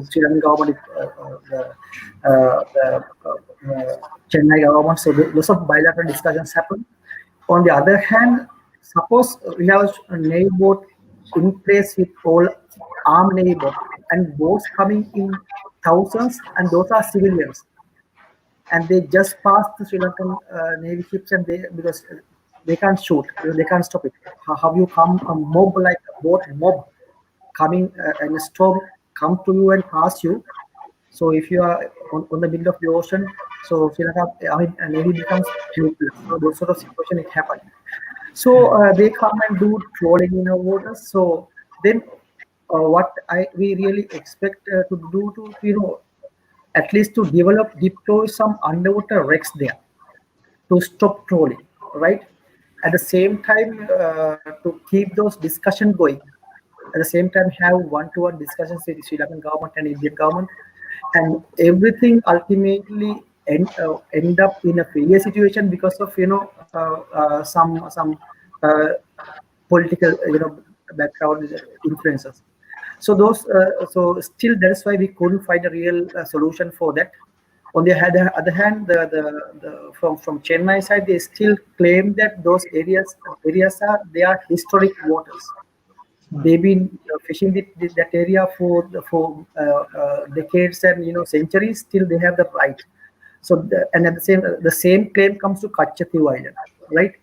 So those are the issues we had definitely discussed and come to conclusion. But still, even the law of the sea clearly mentioned that. So we have IMBL, International Maritime Borderline. So nobody is allowed to cross the line and come to our waters.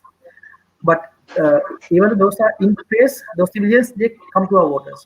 So those are the issues, real issues. And at the same time, the law is there and law and order is there at the same time. Military is there at the same time. Some human component also there, right?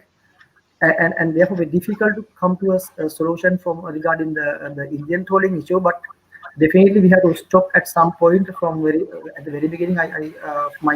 Because they are come to our waters and they steal our resources. At the same time, most affected group is Jaffna fishermen.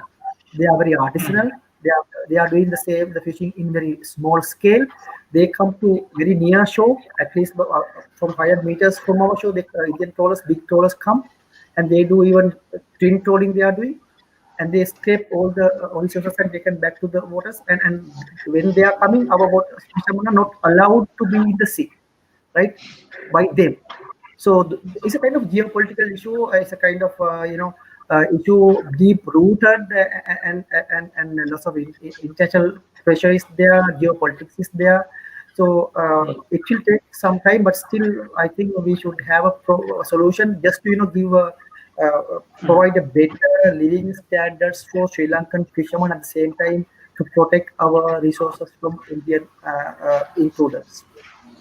Right. On that note, before I go to Chathurika, because since you mentioned about shipwrecks, because I know Nishan is going to have a session with WNPS in a few days. Nishan, what is your view on shipwrecks? Like, is this something? I mean, for tourism, definitely it's a helpful. I mean, it's a great thing.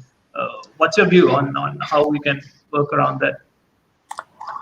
In terms of their value or promotion-wise, yes.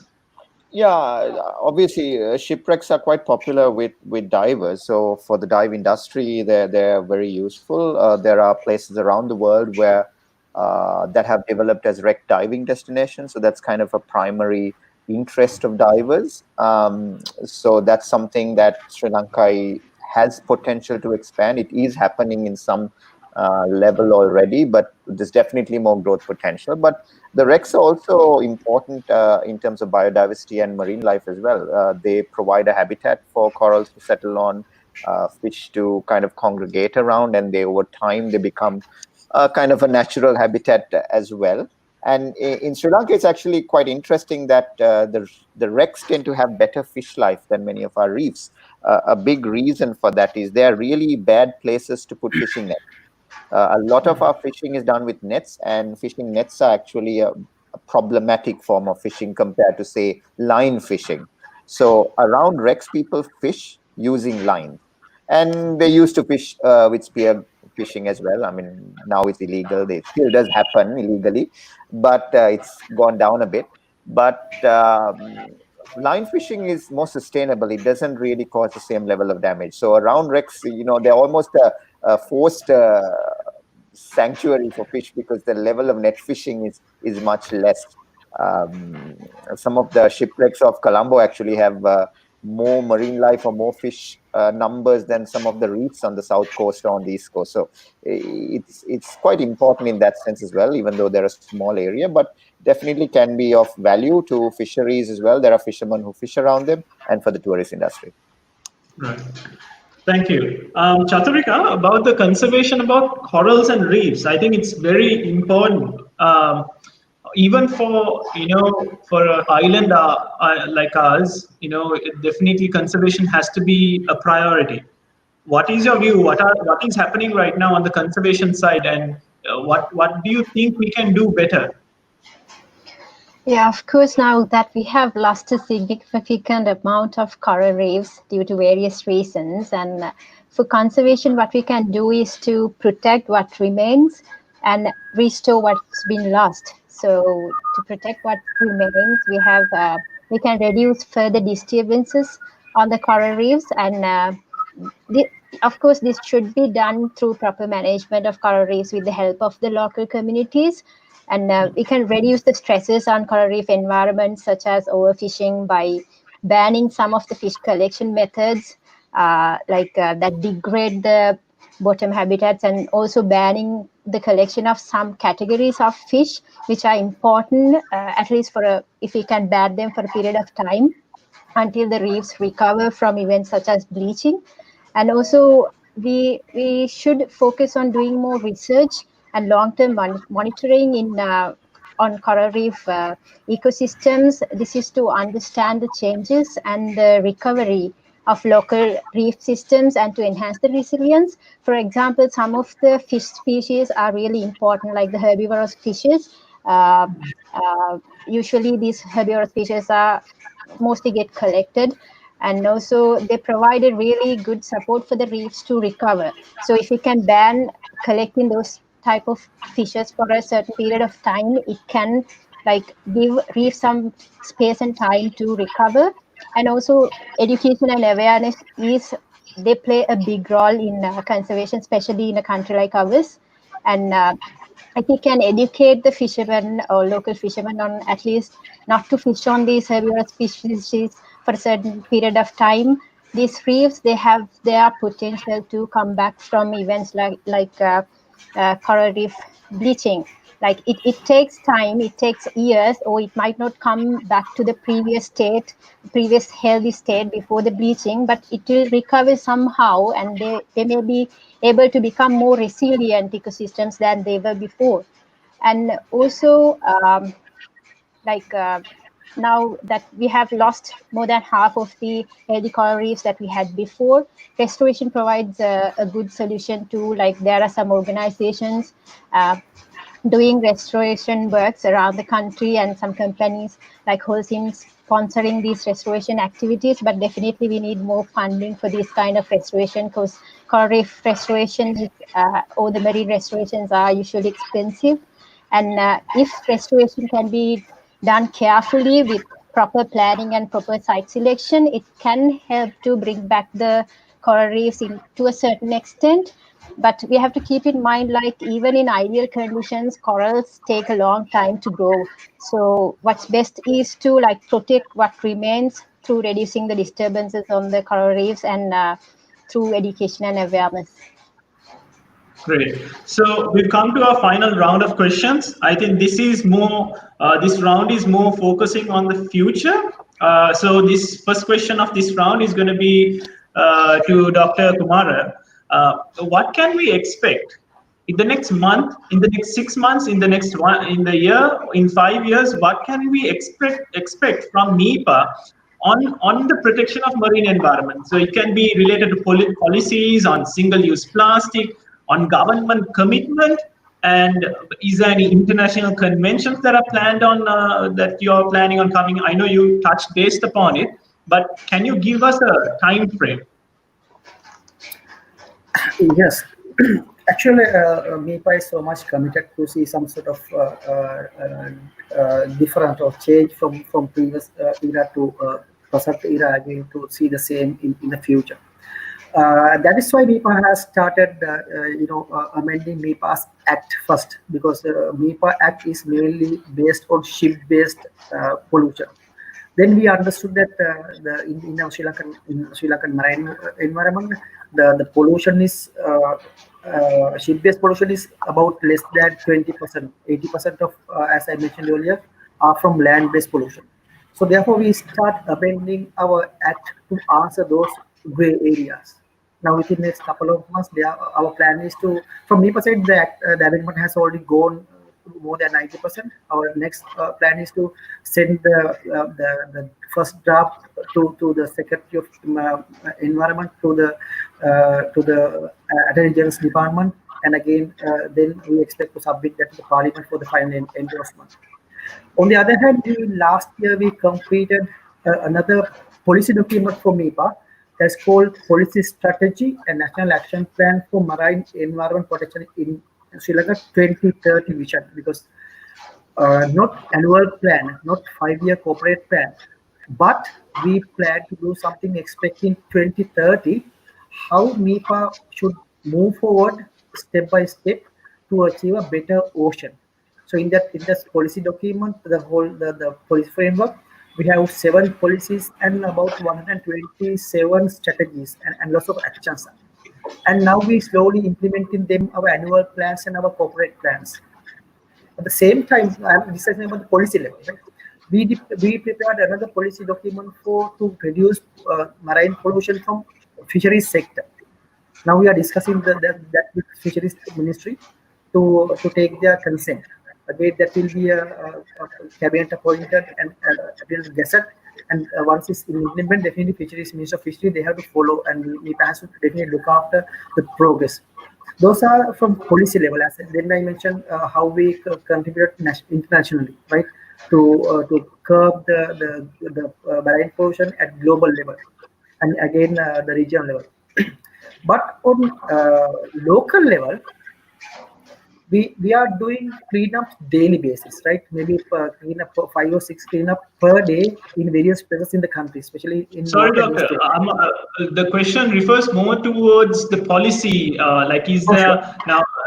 now, on single-use plastic? If I Yes. remember you mentioned something about bringing about regulations and like working with the government on like it Yes. was like that was the presidential election was also pretty interesting because single-use plastic was not used during campaign. So that was also something Yes. something to highlight. So on that level, can we like take it forward on a policy level? Yeah, actually, Central Environment Authority declared those 4 bans. First one is to ban all the polythene products such as high-density polyethylene (HDPE) and shopping bags and carry bags using high-density polyethylene. Then polystyrene lunchbox. At the same time, to decorate all the ceremonies and political social events using polythene is banned in Sri Lanka. At the same time, banning of polythene in open areas. Those are the 4 major the regulations came within last year regarding pollution control. But on these all regulations, MEPA was one of the really active member in that group, technical group, pushing all the other agencies at the same time, pushing to make this happen. But Sri Lanka, in that case, Sri Lanka banned HDPE, but allowed LDPE, low density polyethylene, allowed. The shopping bags you are seeing at the market is low density polyethylene, not high density. So low density is the less strength, therefore make it more strength. So they added more polythene, right? So therefore, again, more polythene ultimately ended up in our waterways and in our environment. For sure, the polystyrene, the lunch boxes completely banned. And again, the usage of polythene in decorations, for some extent, is now applied in the country. You can see the people are not using polythene for decorations. But again, the burning of polythene in open areas still is happening. So we have to brush up those, the laws are in place. Now what we need is the real implementation. Next step is How to do you recommend? How, like, I know the environment police has been established and they've been empowered to take action about this. Like, do you see lack of implementation? Where are the gray areas? Yeah, the gray area I observe is the lack, the proper agency coordination, right? We should have better understanding between environment police and again the relevant government agencies. At the same time, the public awareness regarding the burning of polythene in public areas is still is not known to the most of the Sri Lankans. It's not known. But because of the political the campaigns and because of the other the religious campaigns, now it got some publicity to use polythene in public ceremonies. Now they are not using it.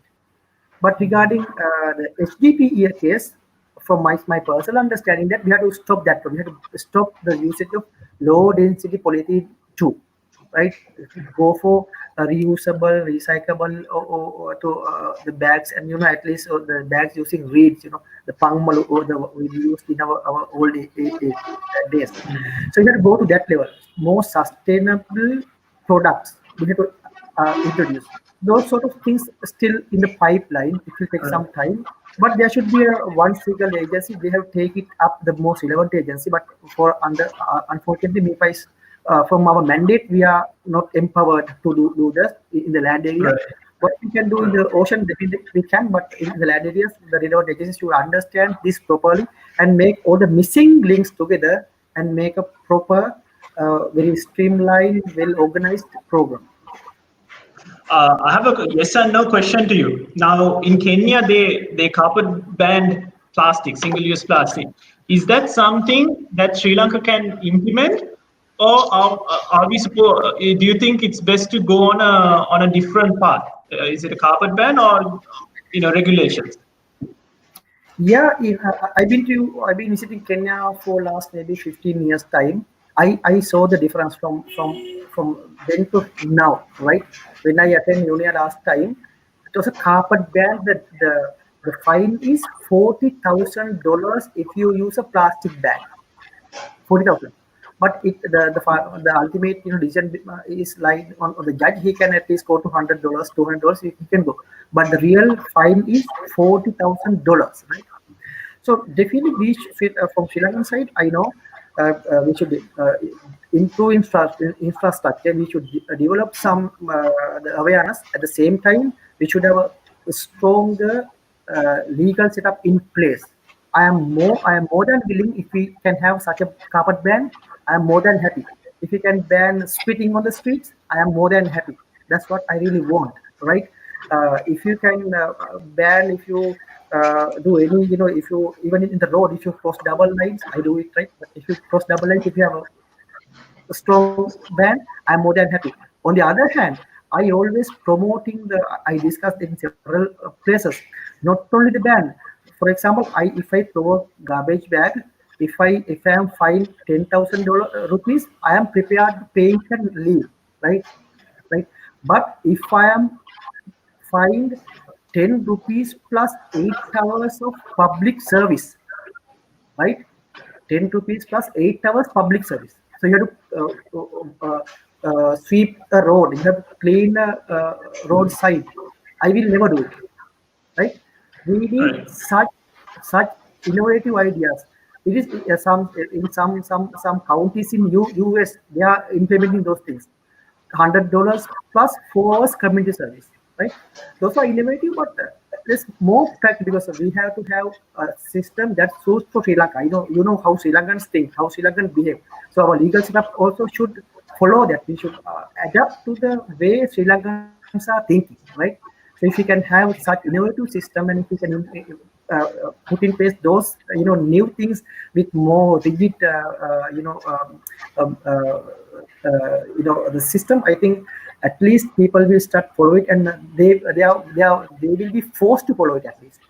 Yeah, no, definitely. Like I think a lot of Sri Lankans, all Sri Lankans need to know the responsibility of sustaining, marine environment, and then reducing the use of single-use plastic again and again. The next question, I know that we are running out of time also, so if we can have like short, quick, concise answers now. Nishan, this is to you. How do you think marine and coastal tourism should bounce back? Now we had a COVID and we have an issue with tourism in Sri Lanka and around the world, especially in Sri Lanka. How can we do this uniquely? What is your view on this? I personally don't think much needs to change because of COVID or in a need. I think what we need to have done before is what we need to do, and what we haven't been doing is that in Sri Lanka, we have a big problem where we haven't really identified what we want to do with tourism to begin with. We are not focusing on our niche or our attraction. If you're looking at natural resources, which I think is a tremendous potential that we have, we focus more on the infrastructure development and kind of whether it's hotels or building artificial beaches or whatever that people like to do, without understanding the primary issues and the reasons. So it's like putting the cart before the horse. So those are all support things. So if we want to look at an infrastructure, we have to look at what are the needs What do we want to promote, and how can we promote that? If you're looking at the dive, and I'll speak my examples more from the diving industry that I'm more familiar with. Ranil knows the whale watching industry better than me. In the diving industry, Sri Lanka doesn't have a single government-sponsored or endorsed mooring system. These are buoys set up in most countries with dive tourism have this, where the diving boats go and tie up instead of dropping anchors, because every time you drop an anchor, you damage the reef. Okay, Sri Lanka doesn't have a single one. There are a few improvised ones done by dive operators, and they have to have conflict with fishermen to do this. But we don't have a government program to do this. But we want to promote dive tourism. Now, that is infrastructure that the government needs to invest in. Okay, and then you work with the operators to make more sustainable operations around that. You enforce mooring buoys, you ban anchoring so that you stop damage. But instead of that, we will talk about building a marina or I don't know something, and we will do that in a sensitive area and probably destroy the reef that the tourists are coming to see to begin with, to provide an infrastructure that is not our primary need. So this is the overarching problem. I mean, there's no gray in this. It's a very black and white issue, and I will be very frank with it. This is where the problem is. We need to identify what the needs are. Once you do that, your interventions and your development is more sustainable. And this goes with what Dr. Terney mentioned earlier as well with the EIA. EIAs are not processes that block development, whether it's for tourism or any other development. They're actually tools to make your activity more sustainable, more viable, and more economically efficient as well. Because if your project fails to achieve what you want to achieve, whether it's the hotel development or whatever you want to do, or a harbor or anything, sometimes if you don't study the area properly and address the environmental issues and put in mitigation measures for that, what you're going to have is you're going to have long-term reoccurring problems of erosion and damages, and then you're spending millions of dollars on mitigation. It's the same thing. We build in landslide prone areas without doing a proper risk assessment and violating regulations. Then we have landslides. Now we have huge economic loss. We are rebuilding. So this is the same thing with coastal conservation. It's actually economically feasible. I mean, everything we talk about conservation is not just about biodiversity and pretty ecosystems. It's about money as well. You can actually save money by making smarter investments right now and following the proper protocols. So EIAs, for example, are tools to support your development. It's not to stop it. It's to actually, by following it, you will have a better result. Same with tourism. I think once you get to that more holistic approach, you can look at more sustainable tourism, and we identify what these needs are. And what Ranil was saying about the whale watching operations, self-regulation, looking at less impact, promoting our natural attractions, and making that the highlight. Because tourists don't come for a hotel. Tourists come for the attraction. The hotel is a supporting infrastructure for the tourists to stay in. Nobody's coming here to stay in a hotel. There are plenty of amazing hotels around the world. What makes it so, as in the dive tourism, you don't go to a fancy dive resort in Maldives because of the dive resort. A tourist is going to look for a dive destination. Then they look at, okay, X, Y, and Z. These are the three options which have fantastic diving. Now you look at the resort. This place also has a nice resort. But Sri Lanka is either not on the map for these attractions, or what we have the map on, we are on the map for, we are slipping off that because we are not managing our attractions, and we are not managing the visitor experience. So then you just have this kind of mass commercial tourism, which is not high value. We lament the backpacker tourism as if it's a negative thing, but we are not providing a value-added service. So if you want to look at low impact, high-paying tourists, you have to give that quality of experience. You can't give a backpacker experience and charge a high-end price, which is what is happening in Sri Lanka. That's not sustainable economically. It's not sustainable environmentally as well. So post-COVID, with time, the industry will pick up. Like it's had many bumps and hurdles along the way. We had 27 years Can of you give a war. time frame? Personally, I think by next year it'll pick up. Again, depends how, if we get a vaccine fast and all of that, and how confident people are to travel and all of that. So there are factors out of our control, but it will pick up. This industry survived through the war, and it survived. But how we go forward is nothing new, but everything we haven't done in the past that we should have done is a more holistic approach is what we need to translate to the future. And I hope that happens. I hope we look at it. Unfortunately, we don't have a history of looking at these like this. When the tsunami happened, we had a chance to reset but it didn't really happen. So let's hope that change occurs. I like to be an optimist, and let's hope this is a change. Oh yes, definitely. That's very interesting. Your viewpoint was very interesting.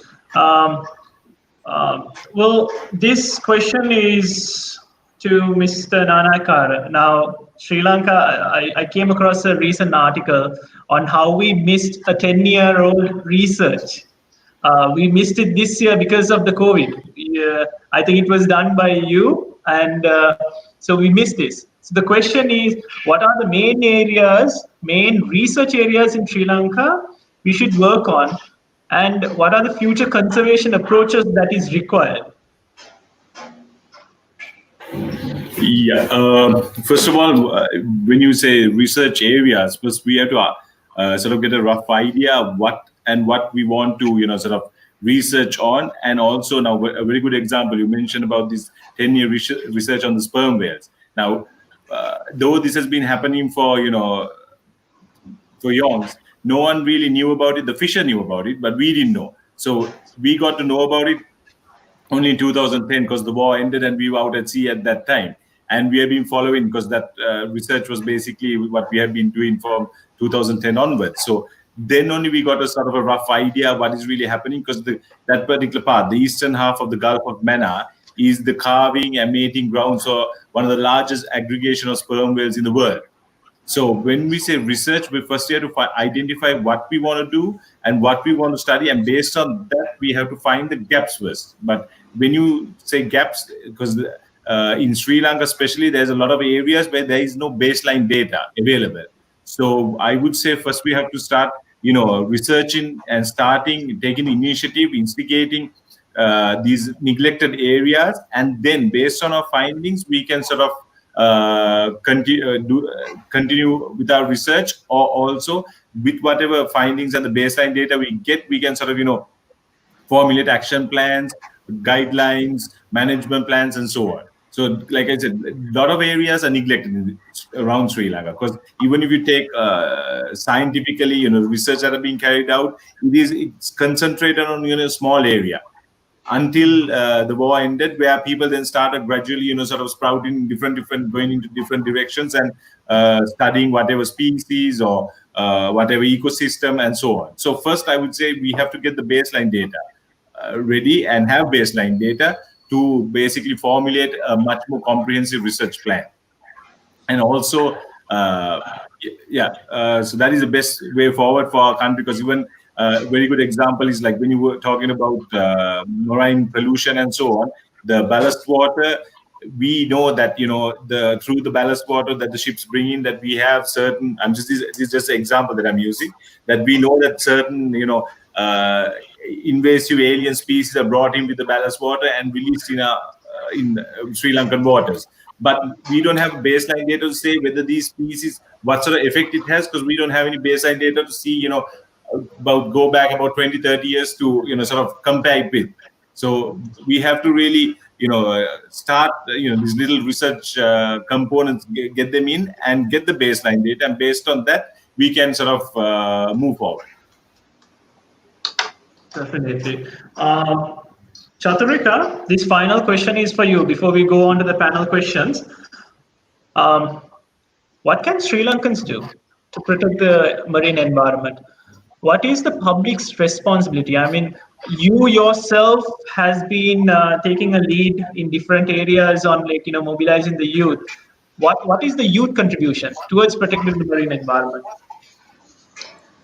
Well, I think first of all, I'd say that the youth can educate themselves about coral reefs and the marine environment and the species of the marine life and the creatures that they support, because you can't protect what you don't know. So you can go out there like snorkeling or diving done responsibly.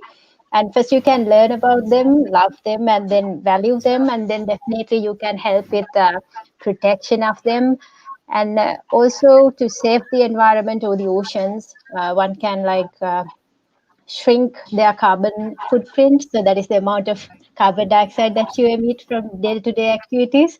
So it could be like really small things like switching off the light or fan when you leave your room and turning off the tap when you're brushing your teeth to conserve water. So everybody, like all Sri Lankans, if they can do it, do little by little, then when there are millions of people doing the same thing, they can change the situation. And also there are lots of plastic getting to the oceans, and we've been doing a lot of uh, volunteer projects and beach cleanups and coastal cleanups. So if we can responsibly use the plastic, the amount of plastic, and minimizing the usage of plastics, if we can refuse that single plastic straw at the juice bar, then that counts a lot as well. And also if you are like, if you're someone who has a passion to save the oceans and help in any sort of conservation work, you can go out there and volunteer. Volunteering is a good way of like helping the conservation organization and the people to conserve the organizations or to help the country. And also this volunteering could be like for an hour, or it could be short term, or it could be long term. So it could be a small coastal cleanup. And also if you are a diver, you can volunteer in reef cleanups, and you can volunteer in small awareness program for children where your support is needed. And also in a situation like the recent situation at the Mount Lavinia beach, so in such instances, if you are close by, encourage yourself to go out and help the municipal councils and the local communities to clean the beaches. So there are many other ways, and you can, like, the things that you can to do to save the environments and the oceans. I know also if you're already doing these things, then you are being already responsible. You can do, like, you can be more responsible day by day and learn the ways of going eco-friendly every day and try to act upon them. Likewise, like every little thing we do matters, because small acts done by millions of people can make our country and the world and the oceans better. Definitely. Something to add on to that also, I think since you referred to volunteerism, which is amazing. Sri Lanka is right now ranked #1 in the world according to the World Giving Index when it comes to volunteering. So we've surpassed United States even. So this is amazing because our country, for the whole past generations, our history, we are blessed to have the concept of volunteerism in all aspects of our work. So like you said, since Pearl Protectors is also a volunteer platform, people can join in, especially the young youth, the young crowd can join in, find their passions, and then work towards it. So we, of course, also we found a bunch of people. All our volunteers are passionate towards protecting our marine environment as well. So yeah, definitely, Sri Lankans need to volunteer, be more responsible, and be conscious of what is going on. Especially like you since you said the beach nourishment that happened recently. Now we are getting a lot of questions on that as well. So let's move on to the audience questions. Since there's a lot of questions on the recent beach nourishment. First of all, I want to say, the behalf of the Pearl Protectors, we believe this is done without due process. This was a decision not taken conclusively based on the environment impact. Unfortunately, there's no EIA or IEE done. So we've been voicing our concerns since the start, and again we saw the repercussion recently on the 30th of May, how the beach has been eroded severely. So I think as Pearl Protectors, as our volunteer platform, all volunteers believe that there has to be a more systematic, sustainable approach. If you are to do it in the future, there has to be a good precedent on doing these, and the whole process, I mean, especially the public servant, being a public servant, has to listen to the people, the citizens, the surrounding, the residents around that area. So we've been continuously voicing against what happened, and we are also against all the the false statements that have been going around as well, made by the Director General. But just, I think I'm going to open this. I'm not going to ask any questions directly from anyone, but I'm going to ask. I think if Dr. Kumara can give your opinion on the recent beach nourishment. Yeah. So I think if you do any change especially for a beach or whatever marine environment, so you will start seeing the repercussions, right? It will take at least to settle at least 1 year, because it has to expose two monsoons, you mean northeast and southwest, and still the changes you are seeing still are very temporary changes you are seeing, right? So within next couple of weeks, months time, you will see some more changes in this coastal belt, the whole area. The sand will move up and down, and maybe sometimes it may go offshore. We can't predict it, but at least 1 year time, you will see a stable beach somewhere, right? A stable beach, the beach will come to the previous line, or is unknown for all of us, right? Because there's no modeling, there's no prior experience we are having. And on the other hand, regarding the Mount Livonia, the nourishment, it could have done in more, sort of open way. If when we do work with other, for example, with others at Kaya and Terney, we always keep our books open to the general public. We had public consultation. We make aware the public, and we took the ideas in, and then we develop our proposals according to what they are in, because we are doing those developments mainly for the public, for their benefits, right? So so that's how MEPA is doing. So in this case also, there was a proper way to to take public concerns and listen to them and take the ideas in, and make it more productive and make it more the environmental friendly.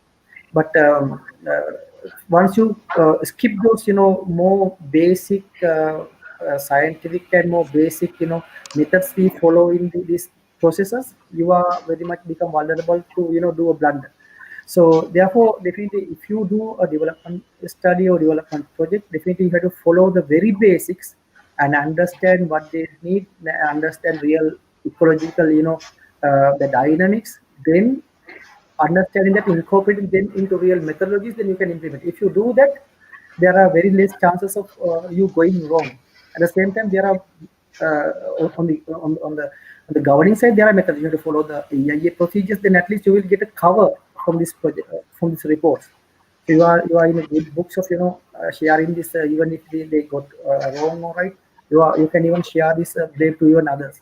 So therefore, if you follow the real procedures, and if you have a better understanding about the dynamics of the coastal ecosystem, you can do a better job. If you are very much blind to that, you are very much to do very wrong decision at the same time. They end up make a real environmentally unfriendly situation.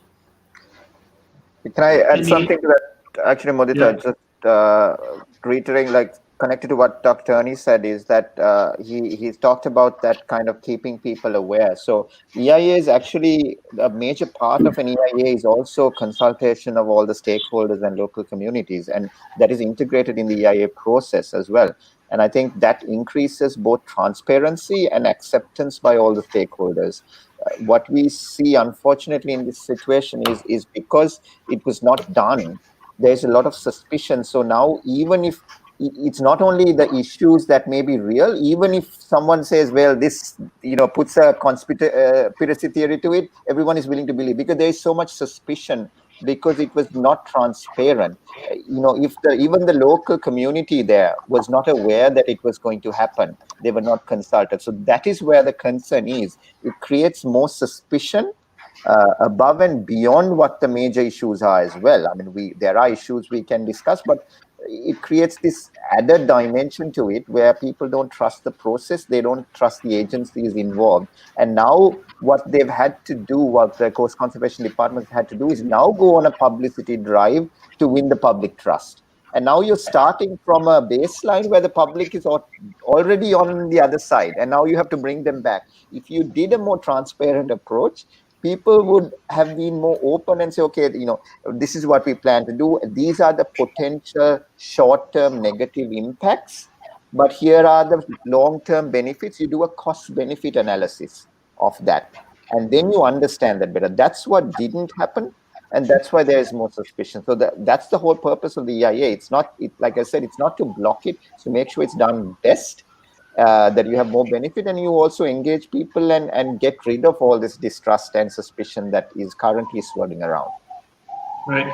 Surprised to, so there's a question. Surprised to know what an EIA was not needed for this recent beach nourishment in Mount Lavinia. Is it possible to do projects like this without an EIA? Question to me, or you're probably the best suited for that, I think. Is it, so basically, is it possible to do EIA, to do these kind of projects without an EIA?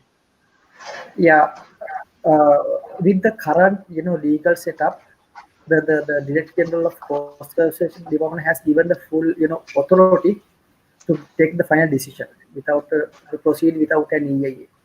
So that is where everything went wrong. So therefore, that is why we propose in the future to even I have seen some environmental lawyers and lots of people have commented that we have to change that setup and we have to reduce that power and put that into a committee, and we must put, okay, if you have any sort of development project, definitely you have to follow and proper EIA process.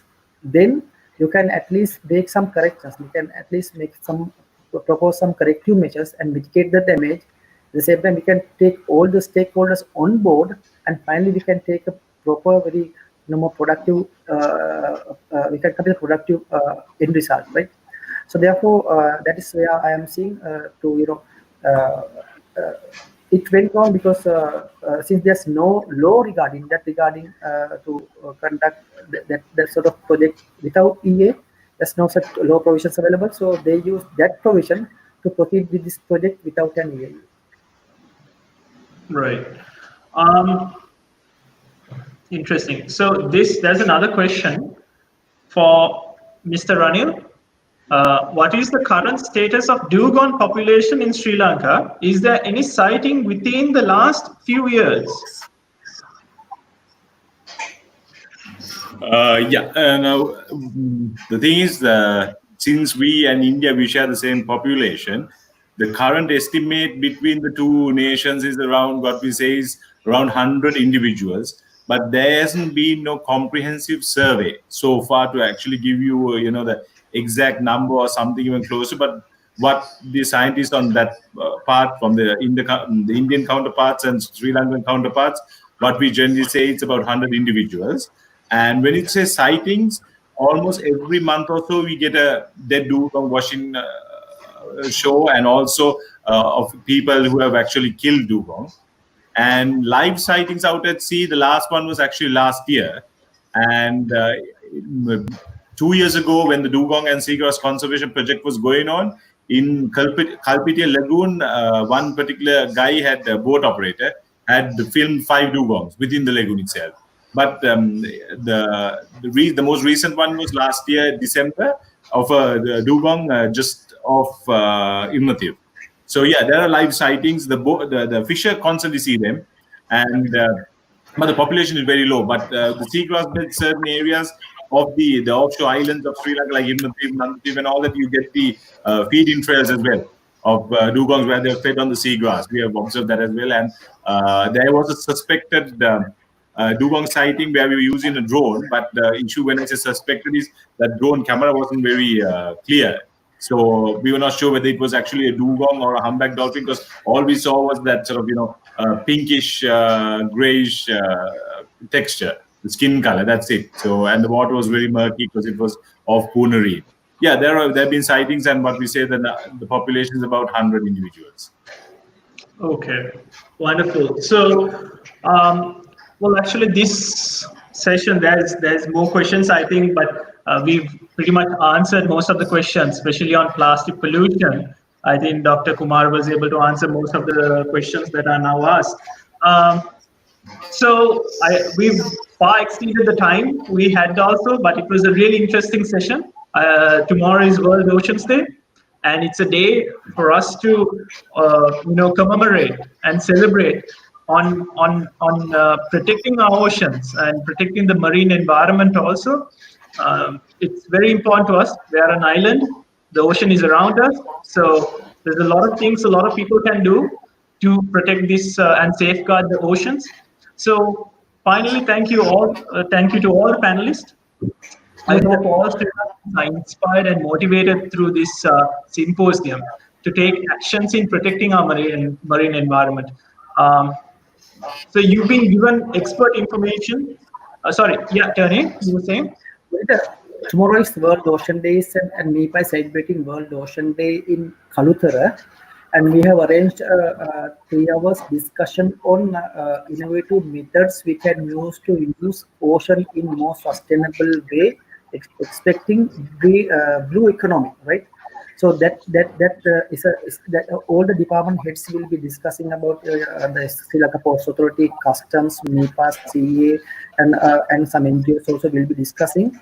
The way forward, I really invite all of these viewers to join MEPA's Facebook tomorrow. It will be starting from 9 a.m. tomorrow morning to listen what you can they will pose some questions and listen to how people have the vision in their mind within the next 5-6 years to see a change, mainly regarding blue economy through more innovative measures. So with that, I really thank Muditha for your organization, and at the same time my panel members for supporting each other.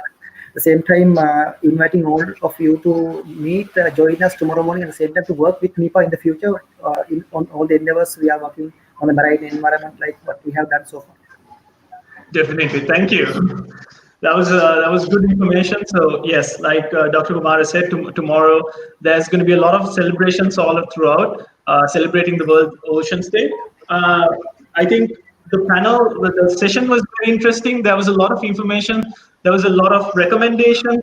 There was like Chathurika mentioned, like what we discussed about what we can do to protect the oceans, how we can reduce single-use plastic consumption, how we can volunteer. So finally, together we can protect our beautiful oceans for more generations to come. So the Pearl Protectors have a lineup of activities organized for World Oceans Day as well. This includes celebrating World Ocean Day through art. So we have received right now more than 500 artworks, which our volunteers are going through and sorting so that we can have an online exhibition starting tomorrow. It's already going up on Instagram as well. It will be going through Instagram, Facebook, Syncopa, and Behance. So we are also providing a platform for all artists to showcase their art, especially on the marine environment side. So you can get more updates on following our social media. Um, Thank you again, Dr. Pradeep Kumara. And thank you, Nishan Perera. Thank you, Ranil Nanayakkara, and thank you, Chathurika Munasinghe. So special thank goes to our volunteers behind the scene who are doing a great job in making sure of a smooth functioning of all our World Ocean Day activities. You can also become a volunteer if you are interested in protecting our marine environment. You can go and register as a Protector of the Pearl volunteer. It's on Instagram and Facebook. So we do a lot of things. If you know about the Christmas tree that is made purely out of plastic bottles that are collected from the beaches, we have done it twice. This is done in December. Apart from that, we also do, we have the Pearl Protector approved, where we incentivize restaurants basically for cutting down on plastic. And similarly, we do a lot more volunteer activities, especially with the young energy that is out there. So, and finally, I want to thank all of the audience who joined us on this celebratory World Oceans Day online symposium. So thank you again, all the panel members. Thank you and stay inspired. Good night. Thanks. Thank you. Good night. Good night. Great, guys.